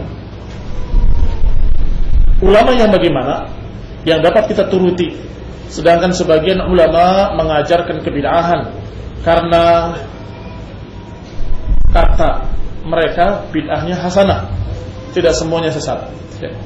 Bolehkah mampir? Apa? Salah aja kalah. Bolehkah kami memakai cincin yang terbuat dari emas putih? Laki-laki nih ya maksudnya. Kalau perempuan boleh-boleh saja. Kalau perempuan sama laki-laki tidak boleh memakai emas. Sedangkan emas putih wallahu ta'ala. Emas putih itu emas bukan? Atau mungkin platina dinamakan emas putih barangkali? Enggak. Yang jelas kalau itu emas haram buat laki-laki. Karena Nabi menyatakan dengan tegas, haramun lidzukuri umat. Haram bagi laki-laki umat.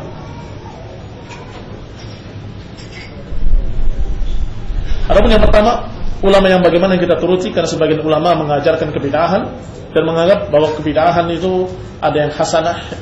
Kita katakan tadi bahwa ulama yang dimaksud adalah ahlul hadis yang mengetahui asar-asar dan riwayat-riwayat dari para salafus saleh. Karena intinya kita ingin pemahaman para salaf, bukan pemahaman mereka. Yang kita inginkan adalah bukan pemahaman kamu dan saya atau fulan wa fulan, tapi kita inginkan pemahaman para sahabat yang sudah dipuji oleh Allah dan Rasulnya. Maka yang kita maksud ulama adalah ulama yang membawakan riwayat-riwayat dari mereka.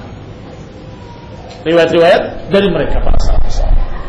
Nah, yakni para ulama seperti yang kita sebut tadi, dari Syekh Al-Albani, Syekh bin Baz, Syekh Ibnu Utsaimin, Syekh Muqbil, yang semua mereka sudah wafat rahimahullah, dan juga murid-murid mereka dan yang bersama mereka dari imam-imam ahli sunnah.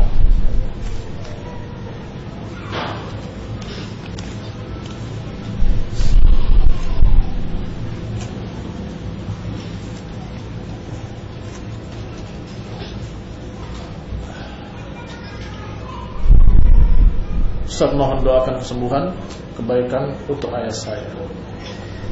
Semoga Allah sembuhkan, insyaallah. Allah yashfi. Allahumma rabbana sallallahu alaihi wasallam. Insyaallah sembuhkan dan sehatkan kembali. Nah, kecuali kalau habis pertanyaannya gitu ya.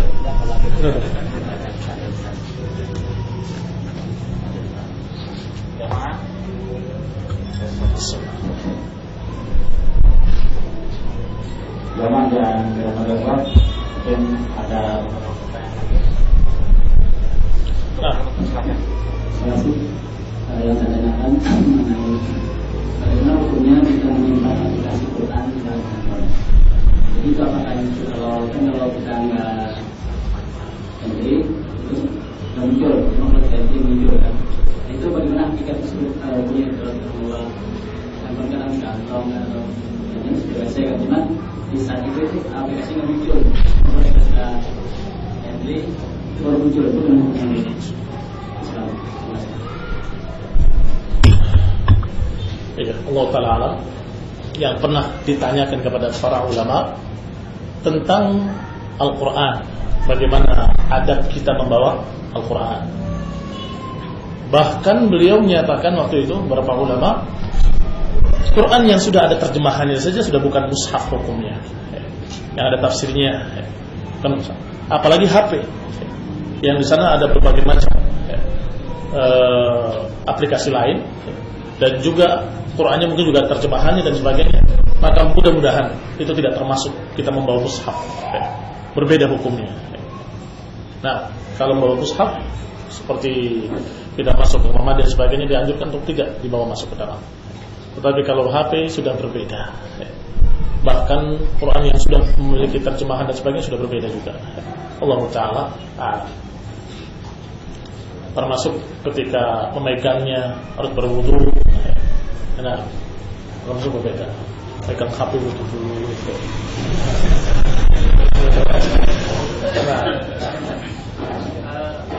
Misalnya kita kondisi di sebuah kantor ya, tempat itu nggak ada, jadi kebetulan keran itu biasa. Itu bagaimana sih kita? Apa kita baca Bismillah atau tidak? Bisa baca Bismillah dalam hati, tidak dijaharkan. Itu yang saya dengar dari Syekh rahimahullah, bahwa saya tetap baca dan boleh, walaupun dianjurkan di luar ya, boleh berwudu di kamar mandi dan sebagainya, tapi baca Bismillahnya tidak dijaharkan. Wallahu ta'ala. Nambah saudara kalau yang lain.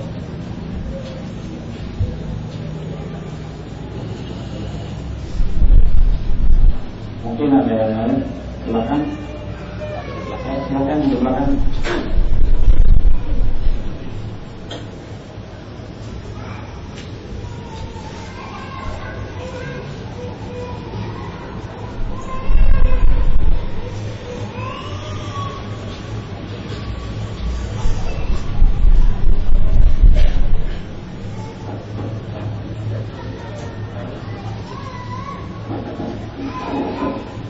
Itu mengenai Al-Quran. Kami pernah selama ini sering membawa Al-Quran dan terjemahan yang kecil itu pada saat itu pernah kami katakan di tempat sujud itu, artinya di Kalimantan ini kan mayoritas itu di luar Al-Sunnah. Waktu itu anak ditegur, itu tidak boleh sama sekali tegur, bahkan sampai marah.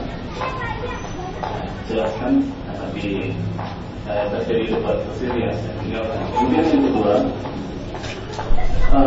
banyak sekali saudara-saudara kita itu melaksanakan haul, artinya dalam hal ini kemudahan.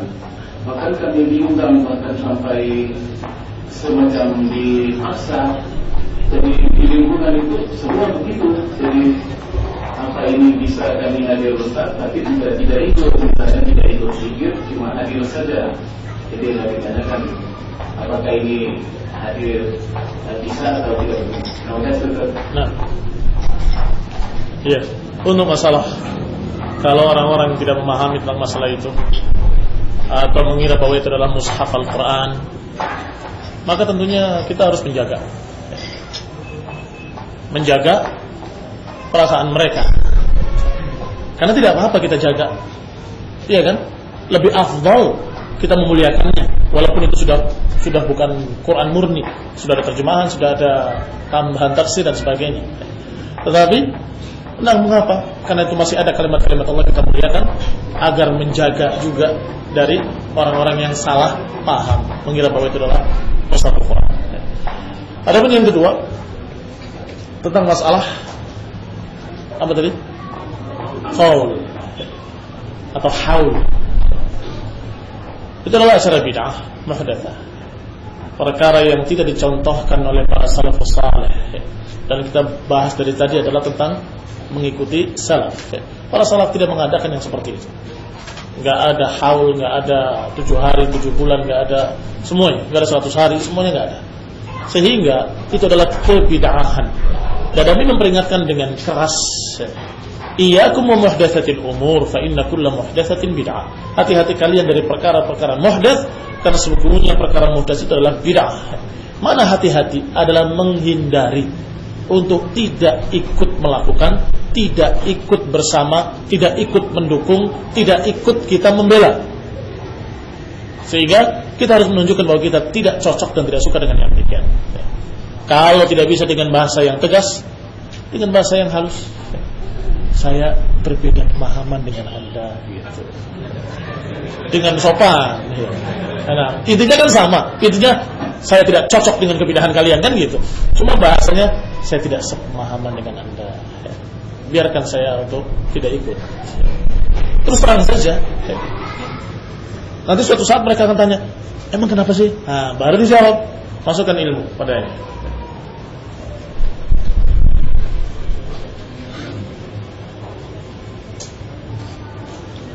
Ustaz, tolong jelaskan sedikit tentang firqah sururi. Apakah firqah sururi sudah ada di Indonesia? Sudah banyak di Indonesia. Pendengar saya sudah singgung tadi di akhir kajian bahwa yang saya maksud tadi adalah sururi, hizbi. Tentunya sururi diambil dari kata atau dari nama seorang yang bernama Muhammad Surur Naif Zainal Abidin yang ada di Birmingham, London, mencerca Saudi, mencerca para ulama di Inggris. Mungkin raja Inggris lebih baik daripada raja Saudi, sehingga mencerca Saudi habis sampai mengkafirkan Fahad dan sebagainya waktu itu. Dalam keadaan dia tinggal di Inggris. Itu Muhammad Surur Naif Zainal Abidin. Dia mengaku salafi. Manhaj, kata dia manhaj salaf, dan bikin majalah-majalah. Dan kemudian datang lagi orang-orang yang bukan dia. Ketika dia sudah ditahdir oleh para ulama habis, maka mereka mengangkat orang lain yang jauh lebih sopan daripada Muhammad Surur. Muhammad Surur kasar, jauh lebih sopan. Kemudian bikin majalah As-Sunnah, kemudian muncul majalah Al-Bayan. Diajukan kepada masyarakat, kita bikin majalah. Kita kelompok Ahli Sunnah wal Jamaah di Birmingham, London, bikin majalah seperti ini. Gimana menurut Anda? Dan kami kan memang bagus, Masya Allah. Bagus. Ditulis, kata Syekh bin Baz, bagus. Syekh, gimana ini? Oh bagus. Kata Syekh Fulan, bagus. Dikasih rekomendasi, muncul. Tapi lama-kelamaan dimasuk itu pemikiran yang hampir sama dengan pemikiran Sururiyah. Apa itu pemikiran yang sama dengan Sururiyah? Pemikiran hizbiyah, ikhwaniyah. Hizbiyah ikhwaniyah itu dari kata ikhwanul muslimin. Ikhwanul muslimin itu di Mesir adalah partai. Partai itu bahasa Arabnya hizb. Maka disebut dengan aliran hizbiyah, aliran kepartaian. Apa maknanya? Aliran kepartaian, aliran ikhwanul muslimin itu partai, maka mereka lebih mementingkan jumlah daripada kualitas. Kuantitas lebih dipentingkan daripada kualitas. Ini pemikiran ikhwaniyah, pemikiran hizbiyah. Sehingga mereka tidak berpikir bagaimana kualitas akidahnya, kualitas sunnahnya, enggak. Berpikir bagaimana supaya jumlahnya banyak terus menang pemilu. Supaya pemilu menang. Sehingga berupaya untuk berdiri di atas semua golongan. Ini ekstrim, yang paling kerasnya ikhwaniyah ini, hizbiyah. Sampai-sampai jangankan muslim, kafir, Nasrani, Ortodoks itu menjadi pendiri partai Ikhwanul Muslimin di Mesir. Seperti partai-partai Islam sekarang lah. Kemarin partai Islam Perjuangan, Masya Allah, tiba-tiba rapat di Bali berubah. Kita orientasinya jangan Islam, kemanusiaan. Kenapa kira-kira? Suara urusannya. Kalau kita bikin partai Salaf Indonesia, ya cuma sekian yang milih nanti. Iya kan?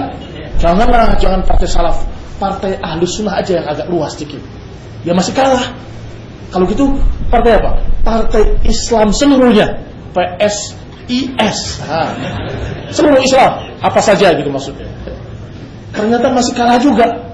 Makanya jangan pakai agama, bilang aja kita partai kemanusiaan.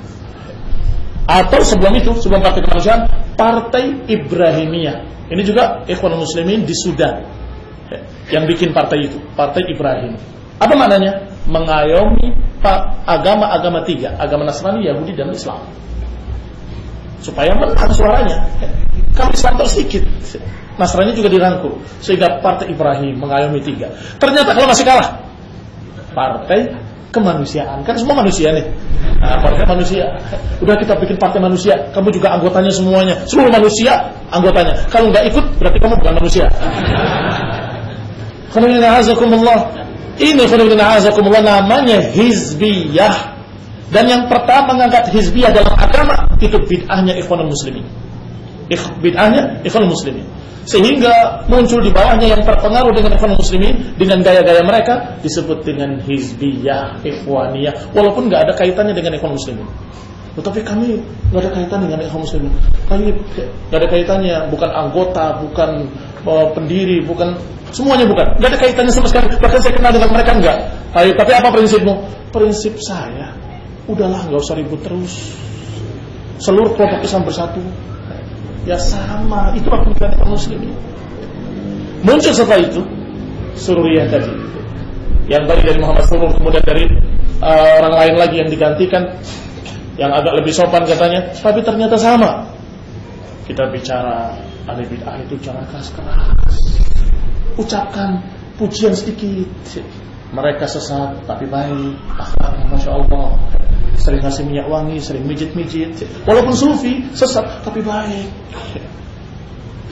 Terus yang itu, yang khawarij, ya khawarij memang keliru, sesat mereka, menyimpang. Tapi mereka Masya Allah semangatnya dalam jihad, fisabilillah, hebat. Kalah kita perjuangan dengan dia, dengan mereka. Puji lagi. Bicara tentang Mu'tazilah, bicara tentang Ikhwanul Muslimin, oh mereka walaupun mereka begini-begini, tapi mereka dalam masalah organisasi bagus. Kita patut contoh mereka. Muncul buku-buku yang seperti itu. Bukunya kecil-kecil, ringkas, harganya 2 real, seperti harganya sandwich. Sehingga dijuluki oleh para ulama buku-buku sandwichan. Buku-buku sandwich katanya, karena harganya sama dengan sandwich, 2 real. Kalau di sini Rp1.000. Alhamdulillah, isinya seperti itu. Bagaimana kita menyikapi kelompok-kelompok lain, kelompok sesat, dengan pujian-pujian. Dan sudah saya katakan tadi, ditanyakan kepada para ulama, semuanya nggak ada yang mendukung. Kenapa kita harus puji mereka? Yang kita harus ucapkan adalah peringatan dari bahaya mereka. Kalau kamu puji, hilang peringatan itu. Ini satu orang sesat terbawa dengan sufi tadi. Kamu hati-hati dari sufi, kamu harus kembali pada sunnah. Mereka sufi ini, tapi mereka akhlaknya baik. Ya sudah, saya mau ngambil akhlaknya. Gimana? Saya mau ngambil akhlaknya. Muncul kalimat seperti itu dari beberapa buku. Ayatul Qarni apa Salman Al-Auda, saya lupa. Saya mengambil akidah dari salaf, mengambil akhlak dari sufi, mengambil kerapian organisasi dari Ikhwanul Muslimin, dan mengambil semangat jihad dari khawarij. Orang bilang itu namanya gaduh-gaduh, bukan agama. Emang salaf jelek akhlaknya? Kok ngambilnya akidah toh? Kenapa akhlaknya ngambil dari salaf? Kenapa ngambil dari mereka kaum sufi yang sesat? Dikira akhlak sufi bagus. Yang terkenal dari akhlaknya sufi adalah homo. Ini dari pimpinannya Al-Badawi di Mesir, itu menyatakan halal boleh laki-laki dengan laki-laki. Al-Badawi, tokoh sufinya di Mesir, yang diagungkan juga oleh beberapa muslimin di Indonesia, itu menyatakan kalau dengan perempuan haram, tapi kalau dengan laki-laki tidak ada larangan dalam Quran, tidak ada larangan dalam hadis kita bergaul dengan laki-laki, kata. Bahkan suruh saling cinta mencintai, suruh saling akrab, suruh saling, bayangkan, suruh saling sayang menyayangi, kata. Laki-laki sama laki-laki. Sampai dengan binatang dia mengatakan boleh. Itu Al-Badawi, sufi. Kalian mau ambil wahai sururiyin akhlaknya sufi, ambil itu akhlaknya Badawi. Loh, tapi akhlak yang baiknya mereka ada pada salaf, para sahabat radhiyallahu anhum ajma'in. Akidah ambil dari salaf, para sahabat. Juga prinsip-prinsip agama ambil dari salaf. Akhlak yang baik ambil dari salaf. Demikian pula perjuangan jihad fisabilillah ambil dari mereka. Salaf itu lengkap. Kenapa kok dipisah-pisah? Kira-kira apa tujuannya? Apakah benar-benar mereka mengambil dari kelompok-kelompok tadi? Itu namanya basa-basi. Hanya sekedar ingin merangkul mereka. Sebab kalau kita keras-keras, nanti partai kita kalah. Kan tadi kepartaian hizbiyah. Kalau kita menyatakan mereka sesat, nanti nggak akan milih kelompok kita, nggak masuk anggota kita. Maka kita harus menyatakan ya mereka juga punya jasa. Ini penyakit hizbiyah yang dulunya anti bid'ah, anti khurafat, setelah punya partai tahlilan yes, korupsi no, ya kan? Kalian tahu sendiri. Tokoh yang tadinya anti bid'ah dan anti bid'ah khurafat yang mereka istilahkan TBC. Kita memberantas TBC, tahayul bid'ah khurafat, kata mereka. Dulunya zaman masih dia bersama organisasinya Muhammadiyah. Begitu punya partai tahlilan yes, korupsi no. Tahlilan enggak apa-apa, korupsi jangan. Kenapa korupsi enggak disukai oleh seluruh rakyat Indonesia? Kalau ini disukai oleh sebagian mereka, makanya jangan dibahas. La sunni wala syiah Islamiyah itu juga didendangkan oleh Ikhwanul Muslimin di Mesir. Tidak sunni, tidak syiah, yang penting Islam. Bayangkan syiah dikatakan la syarqiyah, la gharbiyah, la sunni wala syiah Islamiyah. Maka ini semua adalah pemikiran-pemikiran hizbiyah. Apakah namanya ikhwaniyah, apakah namanya sururiyah, atau namanya aliran bijakiyah, pokoknya itu adalah pemikiran hizbiyah. Kalau memikirkan kuantitas, tidak memikirkan kualitas. Sedangkan ahli sunnah pengikut salaf memikirkan kualitas. Bagaimana memperbaiki akidah kaum muslimin, bagaimana memperbaiki akhlak kaum muslimin, bagaimana memperbaiki ittiba'nya mereka terhadap sunnah, bagaimana memperbaiki mereka, akhlak mereka, ibadah mereka agar sesuai dengan qala Allah qala Rasul. Enggak peduli walaupun pengikutnya sedikit, enggak peduli walaupun kalah dalam pemilu, mengikut aja enggak. Nah, alhamdulillah, maka kita tidak terlibat, tidak terkait dengan tarikan-tarikan itu, tarikan-tarikan hizbiyah. Kita nggak peduli. Kita menyampaikan yang hak adalah hak, yang batil adalah batil. Kita menyampaikan apa yang benar menurut Allah dan Rasulnya, kita katakan hak. Dan kita sampaikan apa yang batil menurut Allah dan Rasulnya, kita sampaikan bahwa itu batil. Apa kata Imam Ats-Tsauri rahimahullah? Alaika bi athari man salaf wa in rafadaka an-nas. Atas kamu untuk mengikuti jejak-jejak salaf walaupun manusia menolakmu. Wa iyyaka wa ara'ar rijal, dan hati-hati kamu dari pendapat-pendapat manusia. Wa in zakhrafu laka bil qaul, walaupun mereka merangkai kata-katanya dengan indah. Perhatikan kata-kata emas dari beliau rahimahullah. Atas kalian untuk berpegang dengan athar salaf dalam memahami Quran dan Sunnah. Walaupun manusia menolakmu, walaupun manusia tidak menerimamu, walaupun manusia menentangmu, tetap kamu pegang jejak-jejak salaf. Dan hati-hati sebaliknya dari perkara-perkara ra'yu manusia. Perkara bukankah berarti walaupun kalau itu jadi begini, kalau begini jadi begitu, itu tinggal. Walaupun dirangkai indah, itu ucapan manusia. Tapi ini athar salaf. Ini yang perlu dipegang untuk membedakan antara hizbiyah sururiyah dengan salafiyah ahli sunnah wal jamaah, agar terlihat perbedaannya sangat jauh, sangat jelas perbedaannya. Ini hizbiyah, yang ini hanya sunnah. Sampai kata-kata para salafiyin di sana berkata, muridnya para ulama, lakumul bayan was sunnah walanal kitab was sunnah. Apa maksudnya? Kamu punya majalah Al-Bayan dan majalah As-Sunnah, kami punya Al-Quran dan Sunnah. Karena mereka dibanggakan selalu Al-Bayan As-Sunnah, Al-Bayan As-Sunnah. Al-Bayan di Indonesia disebarkan oleh As-Sofwa, Jakarta, sebarkan di seluruh Indonesia, termasuk As-Sunnah tadinya. Semoga Allah SWT memberikan hidayah kepada kita dan mereka. Semoga Allah memberikan hidayah kepada kita dan mereka, supaya Allah persatukan kembali di atas tauhid dan sunnah dengan pemahaman para salafus saleh. Allah pertemukan kita kembali dengan mereka seluruhnya kaum muslimin di atas Al-Quran, di atas sunnah, di atas jalan salafiyah. Amin. Muhammad wa ala alihi wa sahbihi wa sallam tasliman katsiran.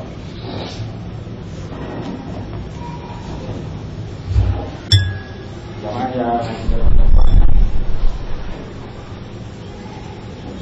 terima kasih kepada Ustaz Muhammad.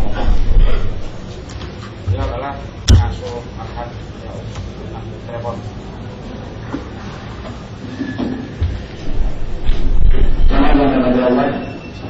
Pengajian kami tutup dengan ucapan alhamdulillah.